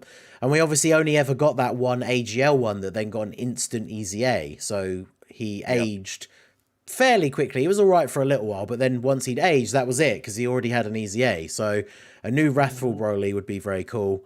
Like Wrathful Broly into Super Saiyan Broly would be cool, as much as it means missing out on the standalone full power that everybody wants, because I don't know. it'd We be just so want good. full Like, power, I think we literally said this on the last episode, but imagine if it was a Carnival LR Broly where he is Wrathful Broly, and then the animation is literally Frieza death beaming Paragus, and then being like, Broly, look! Dude, that would And be then it's the awesome. animation where he mean- like rises up out of the crater as like a Super Saiyan. Like that'd be so that good. should just be an intro, and then that would be Yeah, a true. cool intro. Yeah. full power. Could you imagine The thing every is, time though, you I don't do want him to Paragus be. dies? I don't want it to be Super Saiyan that transforms into full power, because then it basically just is the physical one again. Well, no, but like It's that's the thing. Like I was talking about that. Yeah, I honestly I know, think but just do it for the intro. Like I was talking Yeah. about this, funny enough, in the video I put up today, this like fan animation analysis I did, where like the intro that they chose for Gogeta was like his introduction scene, and then he just was blue in the animations. I think they should just absolutely do that for any unit. Like even Yeah. if the transformation's not the same in the intro, just do it, just to include it, right? They could Yeah. do that with Broly too, for sure. yeah, that would be cool. Yeah, that'd be sick. So yeah, definitely interesting to see. I think now that we're kind of opened up to these more opportunities now, where it's like just because it's Beast Gohan potentially for part 1 doesn't mean it has to be Cell Max or Gamma 1 and 2 or something like that. This idea Right. of bringing in all these other things from Dragon Ball Super, I think is a really cool idea. I would like them to go back to the format of having villains as the part 2 LRs, because obviously I like villain teams. I want them to get more buffs. It's kind of a shame, like, you know, we had the 1 anniversary ever, which was the first anniversary, where we actually had a super and an extreme unit as the headliners. Yeah. It's kind of a shame that we don't see that anymore outside of worldwide. And then, of course, obviously with this most recent one, they made both the part 2 LRs super class. Both the anniversary part 2 LRs were super class from last year. So it would be nice to get some big extreme buffs as part of the celebration. So I'm not gonna hold my breath though. well, yeah, was exactly. the last extreme part 2, was it Rose, or was there one after that? I can't remember. Wasn't it? Because the year after it was Kaioken Goku and Great Ape Vegeta, right? And then Mm-hmm. and then that's it, I think. Or Yeah, Captain Go Great because it's usually still No, Saiyans. yeah. But yeah, because who was Yeah. the 7-year part 2? That was It was those two. Yeah, because that was yeah. 7. Yeah, Yeah, because that's it. because the 5th year part 2 was obviously Rose. Because what was the 6 year Yeah, it was part 2? Rose and Broly trio, wasn't 6-year it? part 2 Yeah. was the 17's LRs, right? Oh, that's it. Yeah, 17. yeah. Yeah, the forgettable ones. 17 Right. and Golden Frieza Yeah, and yeah, 17 yeah. and Team Oh, Universe that's 7. right. Wait, isn't he extreme? Is he extreme? The Fizz Golden one? Frieza and Because 17 Frieza's is there? extreme. Yeah. Yeah. Okay. It's like those units are so weird, where it's like Golden Frieza and Ultimate Gohan, and then they're like extreme STRs. I mean, and the unit is terrible, which doesn't help, but very, very strange. But yeah, looking forward to seeing the good mix of the superhero stuff. Although, like I say, I'm sir. definitely on board for the Part 2 LRs just being the villains of the Part 1 units, especially if it is Beast and Gogeta, because then we can get a new Broly. Give him big bad bosses, because he's an anniversary LR. Just say screw it. Get the guy who gave Gogeta Saiyan Raw. Get him to do it. Give him big bad bosses. Put my man on the team, please. Exactly. And then, yeah, have Cell Max or Gamma 1 and 2. I'd be fine with either. I know some people don't want Cell Max, but I think it'd be cool. Give those villains more buffs. Because it'll be on a lot of teams. Like, well, I say a lot of teams, but if you think about how many teams that Cell is on, obviously we would take off things like Android/Cell Saga, but he'd be on a lot of teams. He's got some cool animations. He'd have big bad bosses. Like, you could make him easily some kind of crazy juggernaut tank. Like, it'd be super Cell good. Max is on like 4 teams. Keep that in mind. Yeah, he's not on a lot. I don't know if that's just because he is like the random boss. So once they start giving him certain abilities or animations, like those technically put units on categories depending on what they do. Yeah. Yeah. But yeah, like it'd be interesting to see. Maybe what he like would the do. big like green ball that he does will be like final trump card. Planetary Something. destruction potentially, because in Yeah. theory, like you would assume, considering the power levels of the characters we're talking about in that movie, that Yeah. giant green I death ball mean- probably would have destroyed the planet potentially. Yeah. But since we got actually destroy one. at I that think point. in the cat don't Yeah, they they have to actually have have to have destroyed one. Yeah, that is true. Yeah. Or the moon, apparently. Because The moon. shout out Yeah. to Jackie Chan being on there. I guess it's like it's a planetary entity. Gets a bit sketchy. But yeah, Worldwide Yeah. Chaos I mean, maybe. There's a few things. I mean, again, though, as we already said, right, with them being an anniversary LR compared to just the boss asset in the game. They could always just give him the extra categories for the sake of it. Oh yeah, yeah. Well, I mean, like, yeah, we'll there are see. bosses like that. Like even To be Goku's fair, that are did- bosses don't have Did those Cooler? cats Did we sometimes. ever even see Cooler blow up a planet though? Like in the movie? I don't know. I don't think know, 'cause so. he's a- Hirudegarn. What happens is right a- at the beginning of the movie? Because right at the Oh, beginning of okay. the movie, he's on his ship and they have like the message that Frieza's been killed or To be something. fair, Maybe he's like blowing something Hirudegarn- up then. I don't know. Did we ever see Hirudegarn like blow up a planet either? He's a Well, Is he they on it do as well? say that he destroyed the planet. He Okay, destroyed the like Tapion Tapion's and planet. Minotaur I don't front, think they yeah. ever show the planet blowing up, as far as I remember. But they're like, I yeah, guess- he destroyed our entire. To be fair, everything. Cooler like destroys planets too, so it's like I guess that's fair. Yeah. Yeah. So, But yeah, there's a few different ways they could go. Or obviously, like I say, Gamma 1 and 2 Maybe together they're would be just cool. confused. Like, Well, I you mean, know, let's the beginning of let's the be Cooler fair. movie? Let's be fair. We don't need to get into the conversation about whether the categories that units in Dokkan get make any True, sense, true, because true. there's plenty of examples of when they don't, right? So I would like That's it. It would be true. nice if they go in the right direction with that sometimes, right? Where the That's true. characters aren't on the categories that they characters are on extra categories that they maybe shouldn't be, as opposed to characters are missing categories that they should be on, right? Because that's the Yeah, I agree more with annoying that. side. Oh yeah. But yeah, it's it'd be interesting to see. I think, like as we say, opening it up to everything from Super potentially, something like actually getting a Hakai Beerus, I think would be awesome. I would take that over something like a Cell Max potentially, but I don't know. I think it'd be very interesting to see. Very exciting times. Anniversary always is. It's going to be Absolutely. whatever day it is, right? Where they get, because is it the fan meetup? We're expecting to see something that is actually like, you know, No, we a will piece of know. the We'll art know or for something. sure. We're gonna for sure, 'cause, see. We're gonna see the character cards. Yeah. Yeah, They're we're show gonna us see that the arts and the banners. Yeah, because Whoa.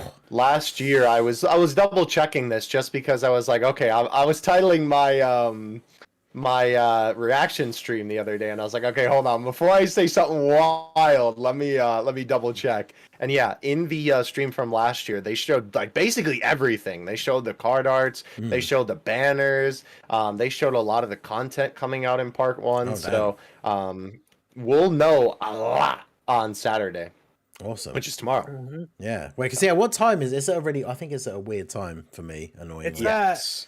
Yeah, it's at like 9 for me. So It it's like yeah, for me it's at 11 p.m. So it would if be you like click the on the eight That's not too stream, bad actually.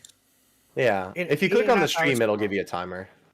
Yeah. Yeah, I'll so have like to let find me it. actually bring it up here, and I could get Yeah. the exact hours. Yeah, Yeah, I 'cause can if give you a it's- link. I know sometimes when they do these special events, they actually end up being a reasonable time for me, as opposed for like data downloads and stuff, which are always at like 3 o'clock in the morning. Well, it's probably because it's like JP time, right? Yeah. Because it's for the fan meetup. So then they're it kind of equates a little bit better.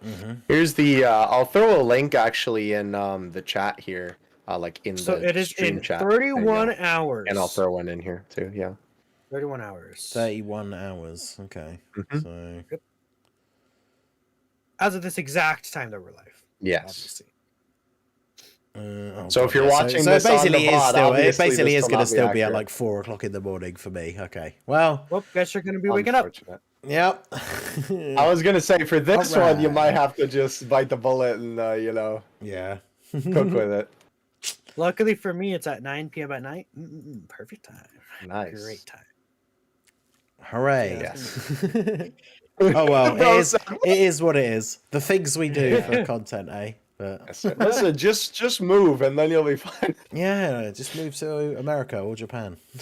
Yeah, there you go. Yeah, see, listen, if There you you go to go. Japan, then you're in the thick of it, bro. You'll be chilling. Simple. I'll join Simple, Garesh and be a global player that lives in Japan. There you go. That's funny. Oh man, I kind of forgot about that's that he plays global but he lives in Japan. That's too funny, honestly. Yeah. Yeah, it's like That's everybody else, like all these other like YouTubers and everything that main JP and are all from the US and Funny enough, everything. there are Yeah, GP man. players that have a global account because of the perks. Like with Yeah, I'm not stuff. surprised. Oh I forgot yeah. about that. That's I interesting. mean, why not? I mean, it's the same thing here. We got JP accounts. Why would they not have global? Yeah. And there's so much crossover between like obviously, I mean, we even talk about like we see the JP players on the Twitter timeline all the time. So of course they're seeing all the global stuff, Yep. So Yep. crazy. We gotta love the Uh, internet sometimes. I do love the internet. I remember global GP players get upset. They're like, "Oh my goodness, global players are getting this. Where are our tickets?" I see them always ask for like the That's deal so for funny. the tickets. Yeah, Which I is don't even blame them because it would save I so don't many know, stones, honestly. it'd be crazy. potentially. It's one of those. It's one of those things. Sometimes it's always great when the tickets come in clutch, and then when they don't, it's just like, oh, well, my Oh, That's my fair. global exclusive tickets, and I didn't get anything.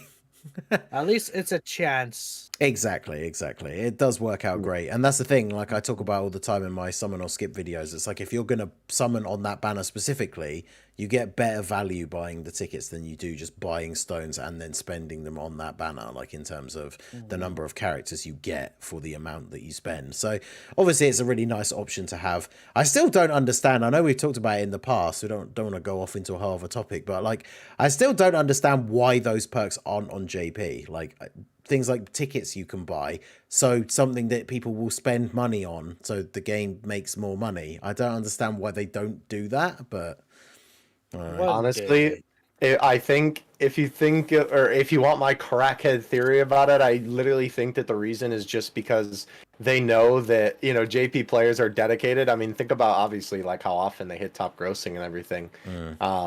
I honestly think it's just because they think that they can make more money from JP players because they'll spend the more money on stones than the, cheaper prices on the tickets. I think it's yeah, maybe. honestly I don't know. probably I think just people that. are saying in the Well, chat as well, it could potentially be something to do with the gacha laws in like Japan, because we That's know true. there are maybe. some different ones already. But I mean, it's one of those things though. It's like anything. It's like why you have sales on stones is you offer something that's a little bit cheaper, and it means, yeah, obviously the people who whale might spend slightly less because they're buying the ticket packs and then less stones. But it then means you pick up all the people who like maybe wouldn't buy stones, but they'll buy like, a $5 ticket Yeah, pack or something, that's right? So true. it That's seems true. odd that they wouldn't do it if they could. So I'm gonna assume that there is a reason why they can't. Otherwise, I would Yeah. have thought they just would. But there you go. But anyway, yeah, very exciting stuff. I can't wait to see what they're gonna be. Saturday, definitely. Saturday into Sunday, gonna be very Mm-hmm. exciting. So Yep, I would agree. So we have our final little bit today, which is the awesome part as well. I actually like this oh, part as well. Yes, you guys know what it yes. is. Your favorite part, Trash It's time, take. baby. Woo! Yeah, so I did go ahead and pick the trash take for this week. And I don't actually think we got a response, but let me Yeah, we double did. check. When I got Did get a when I went to the tweet to like screenshot the image for this bit we're about to awesome. switch Okay. to, I did see it. So, So I did not see the response myself, so it's gonna be my first time reading it out. So well, here we uh, go. here's Oh the boy. take. Whenever it's up on the screen, I'll start reading on my end, and there it is. So, hot take from Yahya 52311. Again, thank you very much for giving us your take today. The hot take is that GT Duo is a very overrated unit. In Fusion Zamasu fight, the unit is dangerous to use, and there are better revive units and better in Fusion Zamasu fight, like Gohan and Piccolo. So, before we continue, again, I did go ahead and ask for further details. Justification. The first turn on Fusion Zamasu does 300k damage against GT Duo, which is half of his HP. Their GT Duo is 55%. And after the revive against the physical phase, the unit doesn't have any build up. Get 150k damage taken per normal. So, I guess to explain their point of view is that with Infusions of Monsters specifically, GT Duo is very overrated, and that's why he's dangerous. And I guess actually overall, he's saying GT Duo is overrated because of the Fusions of Monsters making him dangerous to use. Because that first turn he takes a lot of damage in the AoE. Then even if you get the revive in the first phase of the fight, once you get to the second phase of the fight, their GT Duo, which is notably at 55%, does take a lot of damage because they were unable to get any build up with their reduction or anything like that. So that's their process and their experience with GT Duo, and they feel a character like Gohan and Piccolo is a better revived character. But let me know what you guys are thinking here. I'll let Ningen go ahead and take the first swing here. Take the first swing. My man knows exactly what's coming. Bro said, I mean, it's interesting. So obviously, for a start, like it says that the GT Duo are very overrated. So I suppose it depends where you rate them personally. I think most people still have them in top 10 for LRs. I don't know if you remember, Minato, the last time you did an LR tier list where you put them, but I'm pretty sure I still had them at like 4 or 5. I think So mine were like a 4 or 5 too. yeah, so I do consider them to still be one of the best units in the game, because of all the things that they can do. It's interesting because, like, both the 8th anniversary LRs, and I mean the GT Duo are, for the most part, you know, better than the Buu Duo anyway. But it's true that they're not the best units against Fusion Zamasu, because they're not super great against AoEs, or at least they're not on the first turn. But, you know, I think the trade-off is the fact that everything else that they offer and everything else that they bring to the fight, right? The fact that the revival with the Spirit Bomb is really good. Turn 1 is realistically the only turn where they're particularly dangerous. So the interesting thing, like you say, in the actual like explanation, right, the further comments from this person, where they're saying that 300k damage from the AoE, because their GT Duo is 55%. And then after the physical phase, they don't have any build up if you get the revival. So they take 150k damage from normals.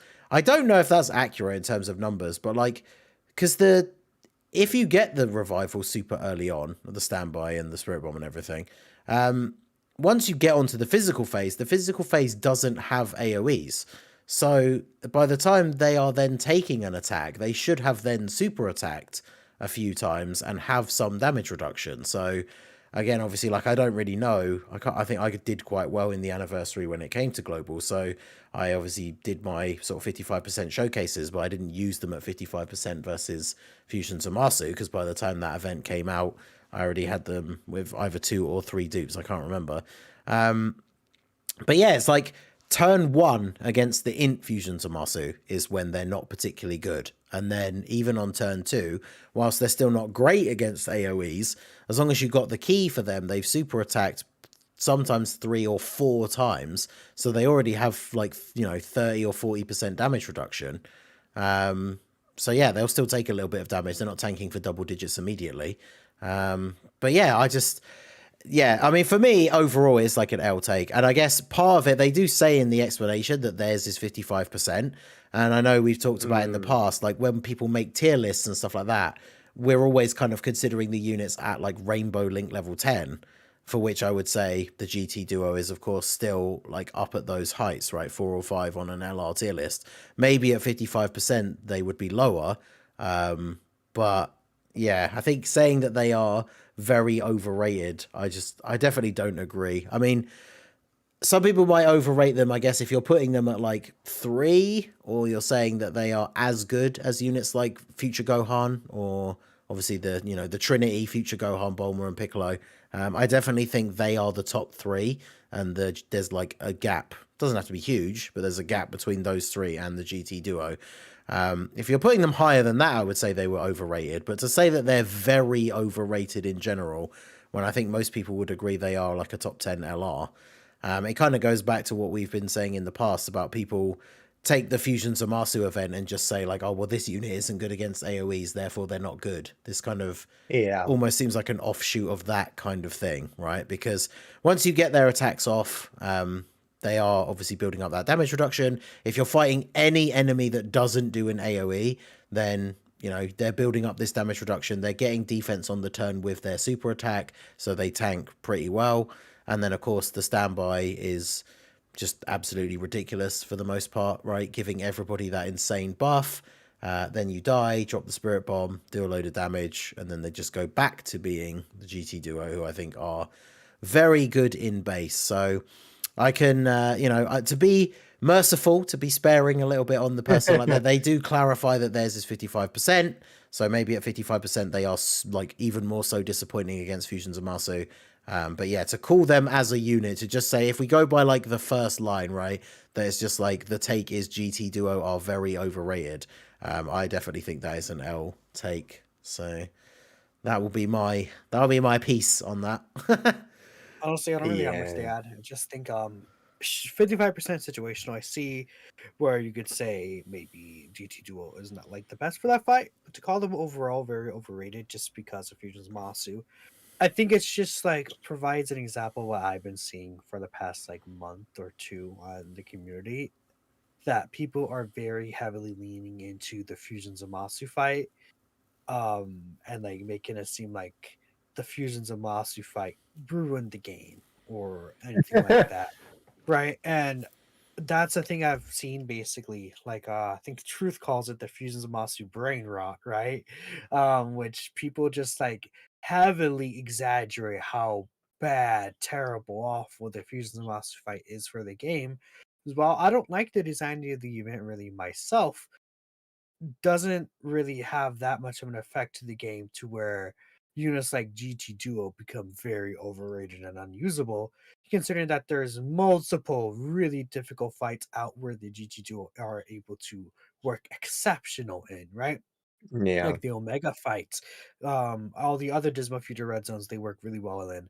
It's just specifically that fight. So you could say again, there are potentially better options like Gohan and Piccolo for the fight because of the fact that they at least have the start of turn reduction sometimes, and if they don't, they could revive and stuff like that.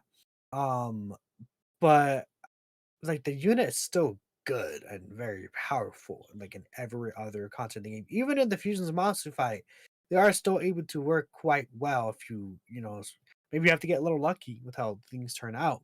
But you are able Yeah. still able to use them really, really nicely.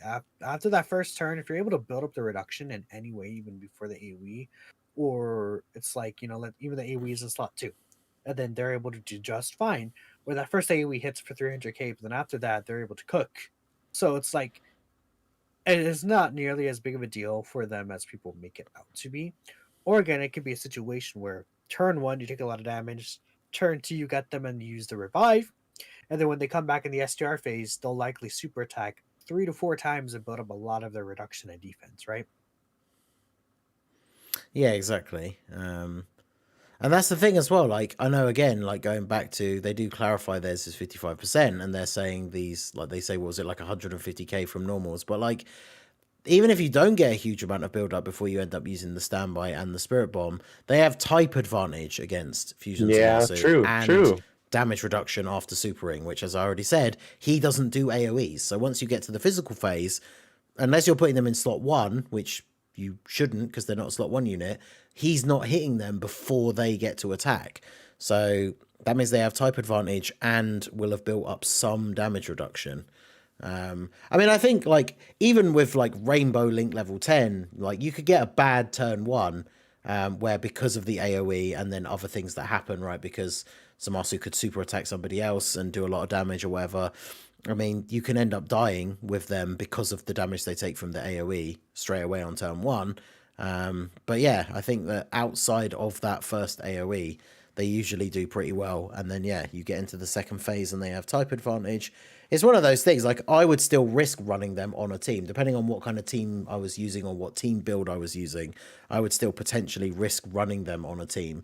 Because once you get past that first turn, then, yeah, they can be very good for the rest of the event. So, and then, yeah, again, like he does clarify even in the original tweet, talking about that they're dangerous to use infusions Zamasu.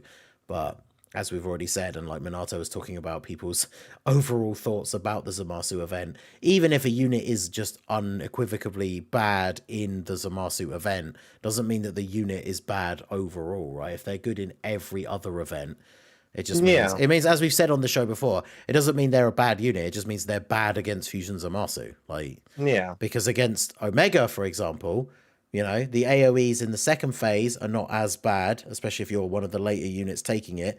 And then by the time you get to the final phase, they will have their full damage reduction. And unless you've been unlucky with taking attacks very early on, when you get to the final phase, that's when you're going to potentially be busting out like the standby. So yeah, like in Omega, who we would probably say at the moment, I don't know, I guess the dust kind of needs to settle because it hasn't even been on a full day yet, where people are going to sort of put Hirudegarn in that sort of leaderboard. But Omega is potentially like the other hardest event in the game, and they're good in that event. So yeah, it's a strange take for me, I think, for sure. Yep, I would agree with that. Yeah, I don't know too much to say about this one. I agree basically with everything that's been said. I think it's just a bit of an L. I definitely understand, obviously, how, you know, I take like this could come to be if you have like a negative experience with the character, but um, I just think it's an L, more or less. Like I understand, but yeah. You guys basically covered everything, so I'm in your court. Don't worry. I'm giving you the layup so you can give the slam dunk. Yeah. Well, yeah, I mean, that's all I personally have to say about it. I don't know if y'all anything else to add, but it seems like chats, or at least the poll in chat that is out there right now, most of the votes are actually saying L take. Right now, it's 69% L take, W takes 31%. So I think we all kind of agree this take is kind of an L take. I don't even say kind of, it is, in my opinion, just L take. Honestly, There you go. What's the good old? What do we always say when we get the L take for our trash take segment? That's right. They understood the assignment. They understood the assignment. 2 weeks in a row, we got a majority vote L take. So there you go. That's what trash takes is all about, baby. Yes, sir. Yep. So that is it for the trash takes segment of the podcast. Now we do have one final section here, which is reading out all the donations and super chats that we got throughout the stream. And again, thank you to everyone for supporting the show. I really appreciate it. And let's go ahead and read those now from Ningen. Yeah, so we've got a couple here. One of them, okay, they are actually all showing in Streamlabs this time, which is nice because for some reason every now and then one of them disappears. So usually I make a note of them on the side, which I forgot to do for today. But good, fortunately, Streamlabs got my back and is working as intended. So that's what we like to see. So we have a couple here. Shout out to Norbert for the €2 super chat. This was very early on when we were talking about the themes and stuff. Playing Devil's Advocate, Tournament of Power Anniversary is worth a skip. And I know this is... Norbert is a regular on my channel who is a GT fan who really does not like Dragon Ball Super.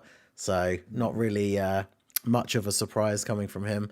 I know a lot of people are not super hype about Tournament of Power in general. And I probably am one of them. But...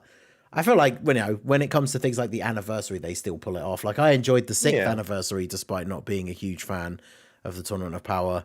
Although I say that, of course, that was we will ignore the Super Saiyan Blue Evolution Vegeta summons part of the the 6th anniversary. But yeah, other than that, I still enjoyed it. But he does say playing Devil's Advocate here. Norbert does like to get his swipes in at Dragon Ball Super, so that's. Fair enough. Shout out to you. Then we have, this is based on a comment. This is something you said earlier, Theo, and I pointed it out in the chat. So Norbert with the €5 super chat. He says, People's Magazine Person of the Year 2024, according to Dokkan Assets, is Dokkan Battle. Because there was a random point where you said Dokkan of all people. So Dokkan is a person now. So Time Magazine 2024 Person of the Year is Dokkan Battle. I'm editing that right now. Hold on, I'm opening Photoshop. So do it. Post it on the podcast Twitter later on. So that's a good plug there. Make sure you guys follow us on Twitter, the Slot One Super Podcast official Twitter, and hopefully you'll get to see that meme a little bit later on. Then we had a couple of channel memberships gifted. Shout out to Philip Rodriguez for the 5 memberships. Appreciate you, my dude. I think we're getting super close to having 500 on the channel, which is insane. That's awesome. Appreciate you guys. Then we have Nichigo with the $5 super chat. He says, nice discussion. Who else is more excited for Gogeta Blue over Beast? Ooh. Well, definitely not Theo. That's no. What about you, Vanessa? If you had to pick between the two, do you want standalone? Well, any version, I guess, of your choice, Blue Gogeta or Beast Gohan? I mean, come on. Sorry, Blue Gogeta, bro. Get out. It's gotta be Beast. Crazy. I mean, like he's the new hotness. It's one of those things. I get all the people that there are some people, believe it or not, Dokkan Asset, and this might upset you. There are some people who don't think Beast Gohan is hype because it's like. It's just white hair Super Saiyan 2. But I mean, I really enjoyed the movie. Gohan getting a new form is cool, even if it is like kind of a retread of the end of the Cell Saga. You know, Dokkan doesn't have him properly in the game. He can have some super cool animations. I think him actually finally coming to the game as a playable character would be very, very hype. So definitely. My chair is stuck. I'm sorry. But yeah, I mean, I'm super hyped to get a proper Blue Gogeta, whether it's standalone, whether it's the Blue Boys fusing, something like that. But I think if I had to choose between the two, I would be going for Beast. But then, of course, as I said, I was always more on board for Beast and Gogeta over Beast and UI. So I'd at least pick Gogeta as number 2.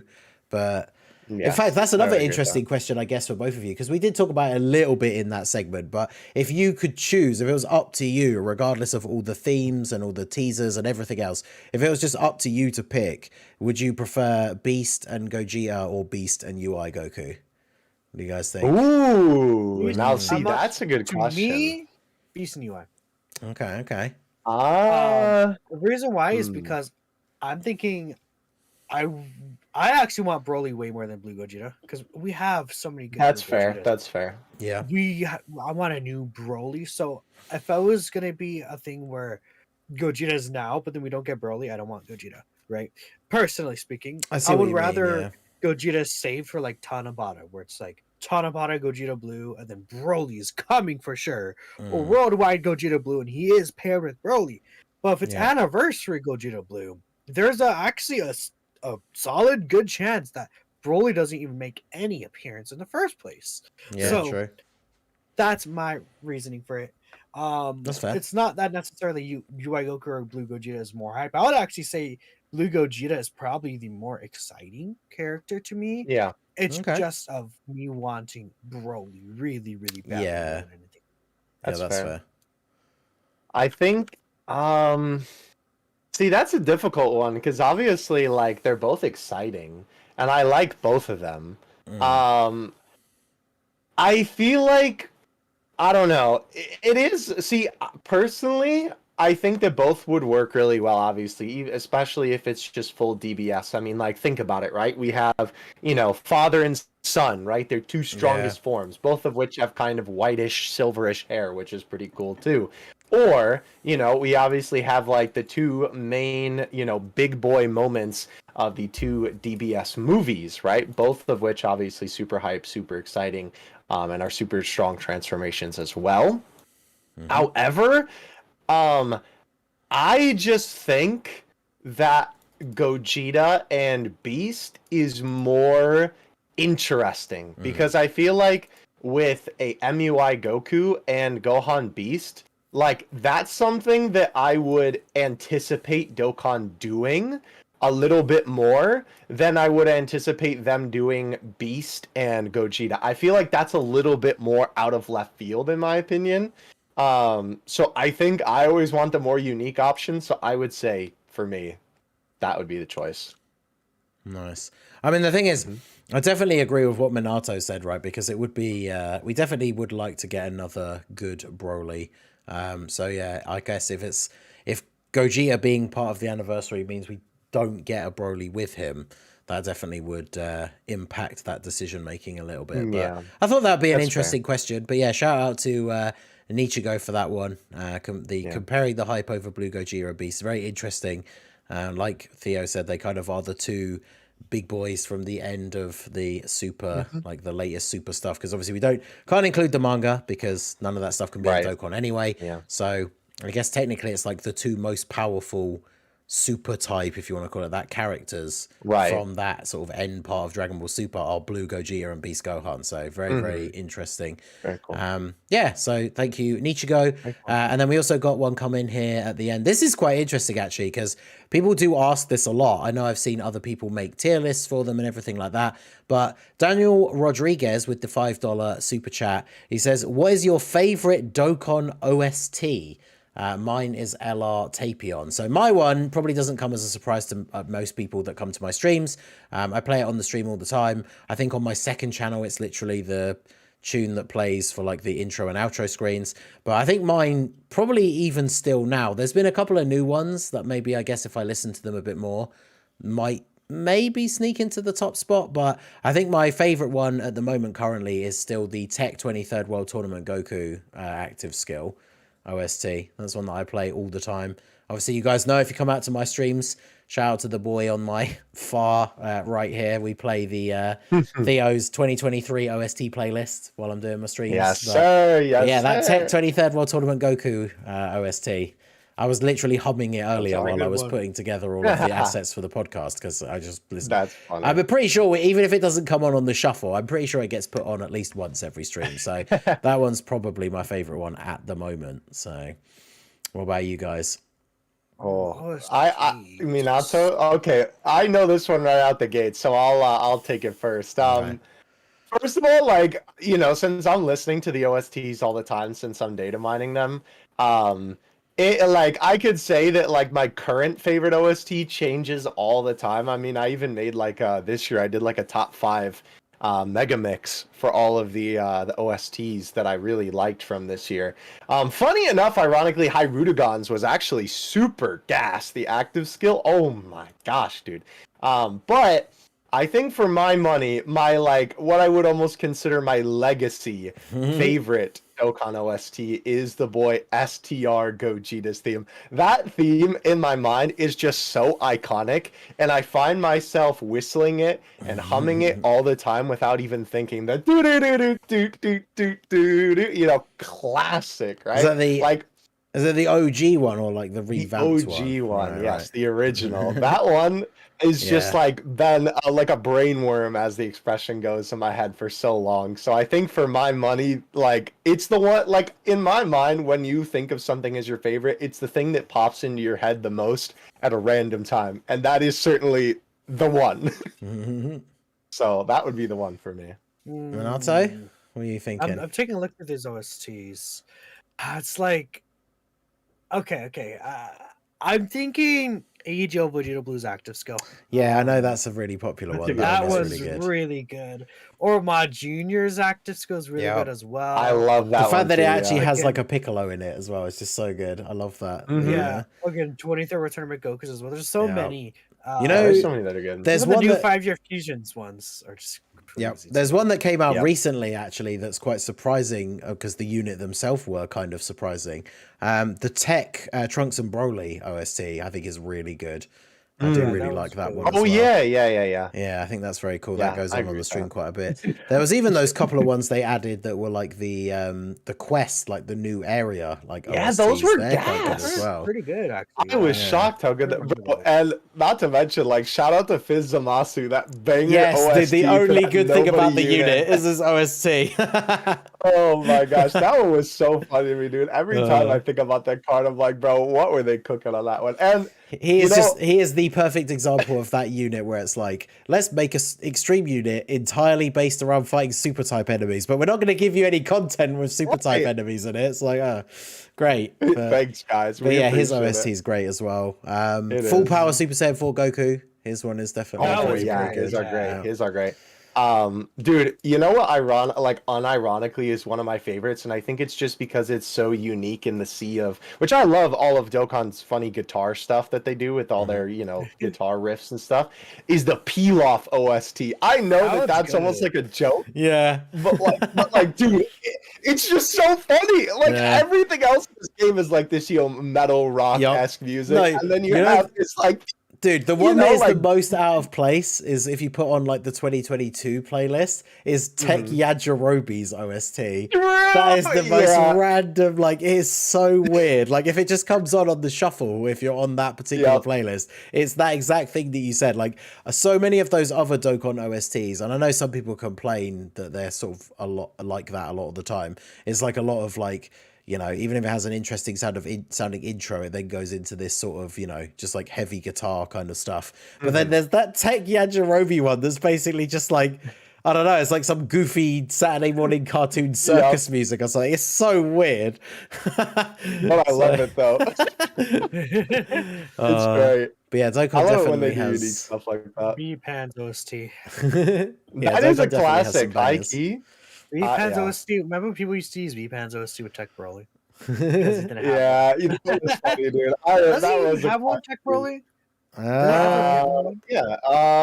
Well, he doesn't have an active. Oh, He wait. does, yeah. Wait, does he have an OST on What? global? Wait. Have I just never thought about this before? I don't think he does. Wait, no. Surely he. Hold on. I gotta look this So up. Actually, Tech wait, Broly no. does have an active skill in JP though. Yeah, he has an active skill because it's the one where he just powers up, right? He gets Right, the like yeah. full hold on. key and There's everything. one that's but- like ba-dum, ba-da-da-da-da. That one. Beautiful. He does. He does. Yeah. Okay. On global, he Yeah, does. he does. I don't know if the I don't know if the Has OST it ever is added on on gold, global? but Yeah, he does. I think it just Ooh. doesn't have the voice lines thing. Or no, did they? yeah, I was update gonna it? say I think can't it's just the remember. voices. But yeah, definitely Interesting. some bangers in there. Let us know in the chat which ones are your favorites. But yeah, shout out to Daniel Rodriguez for the $5 super chat. Interesting discussion from that one, so you love to see it. But yeah, that is the last one. So thank you to all of you, of course, for your contributions. Help keep the show going, keep the lights on, as they say. So appreciate you guys. We love to see it. All right, and that is the end of this week's Slot One Super Podcast. Next week, the podcast, we're gonna know the units. We're likely gonna gonna know a even lot. have the initial part 1 data download for the anniversary. It's gonna be crazy, but we'll keep you all updated by then. And the week after will be the actual main first part of the anniversary episode, which is episode 23, I think, right? So that's gonna be cool. I believe so. Yeah. Anyways, make sure you all stay tuned in for next week and the following weeks every Friday at 12 p.m. Pacific, 8 p.m. UK, 3 p.m. Eastern. Thank you, everyone. And me, Mastingan, and Dokkan Assets. We'll catch you in the next one. See ya. See ya.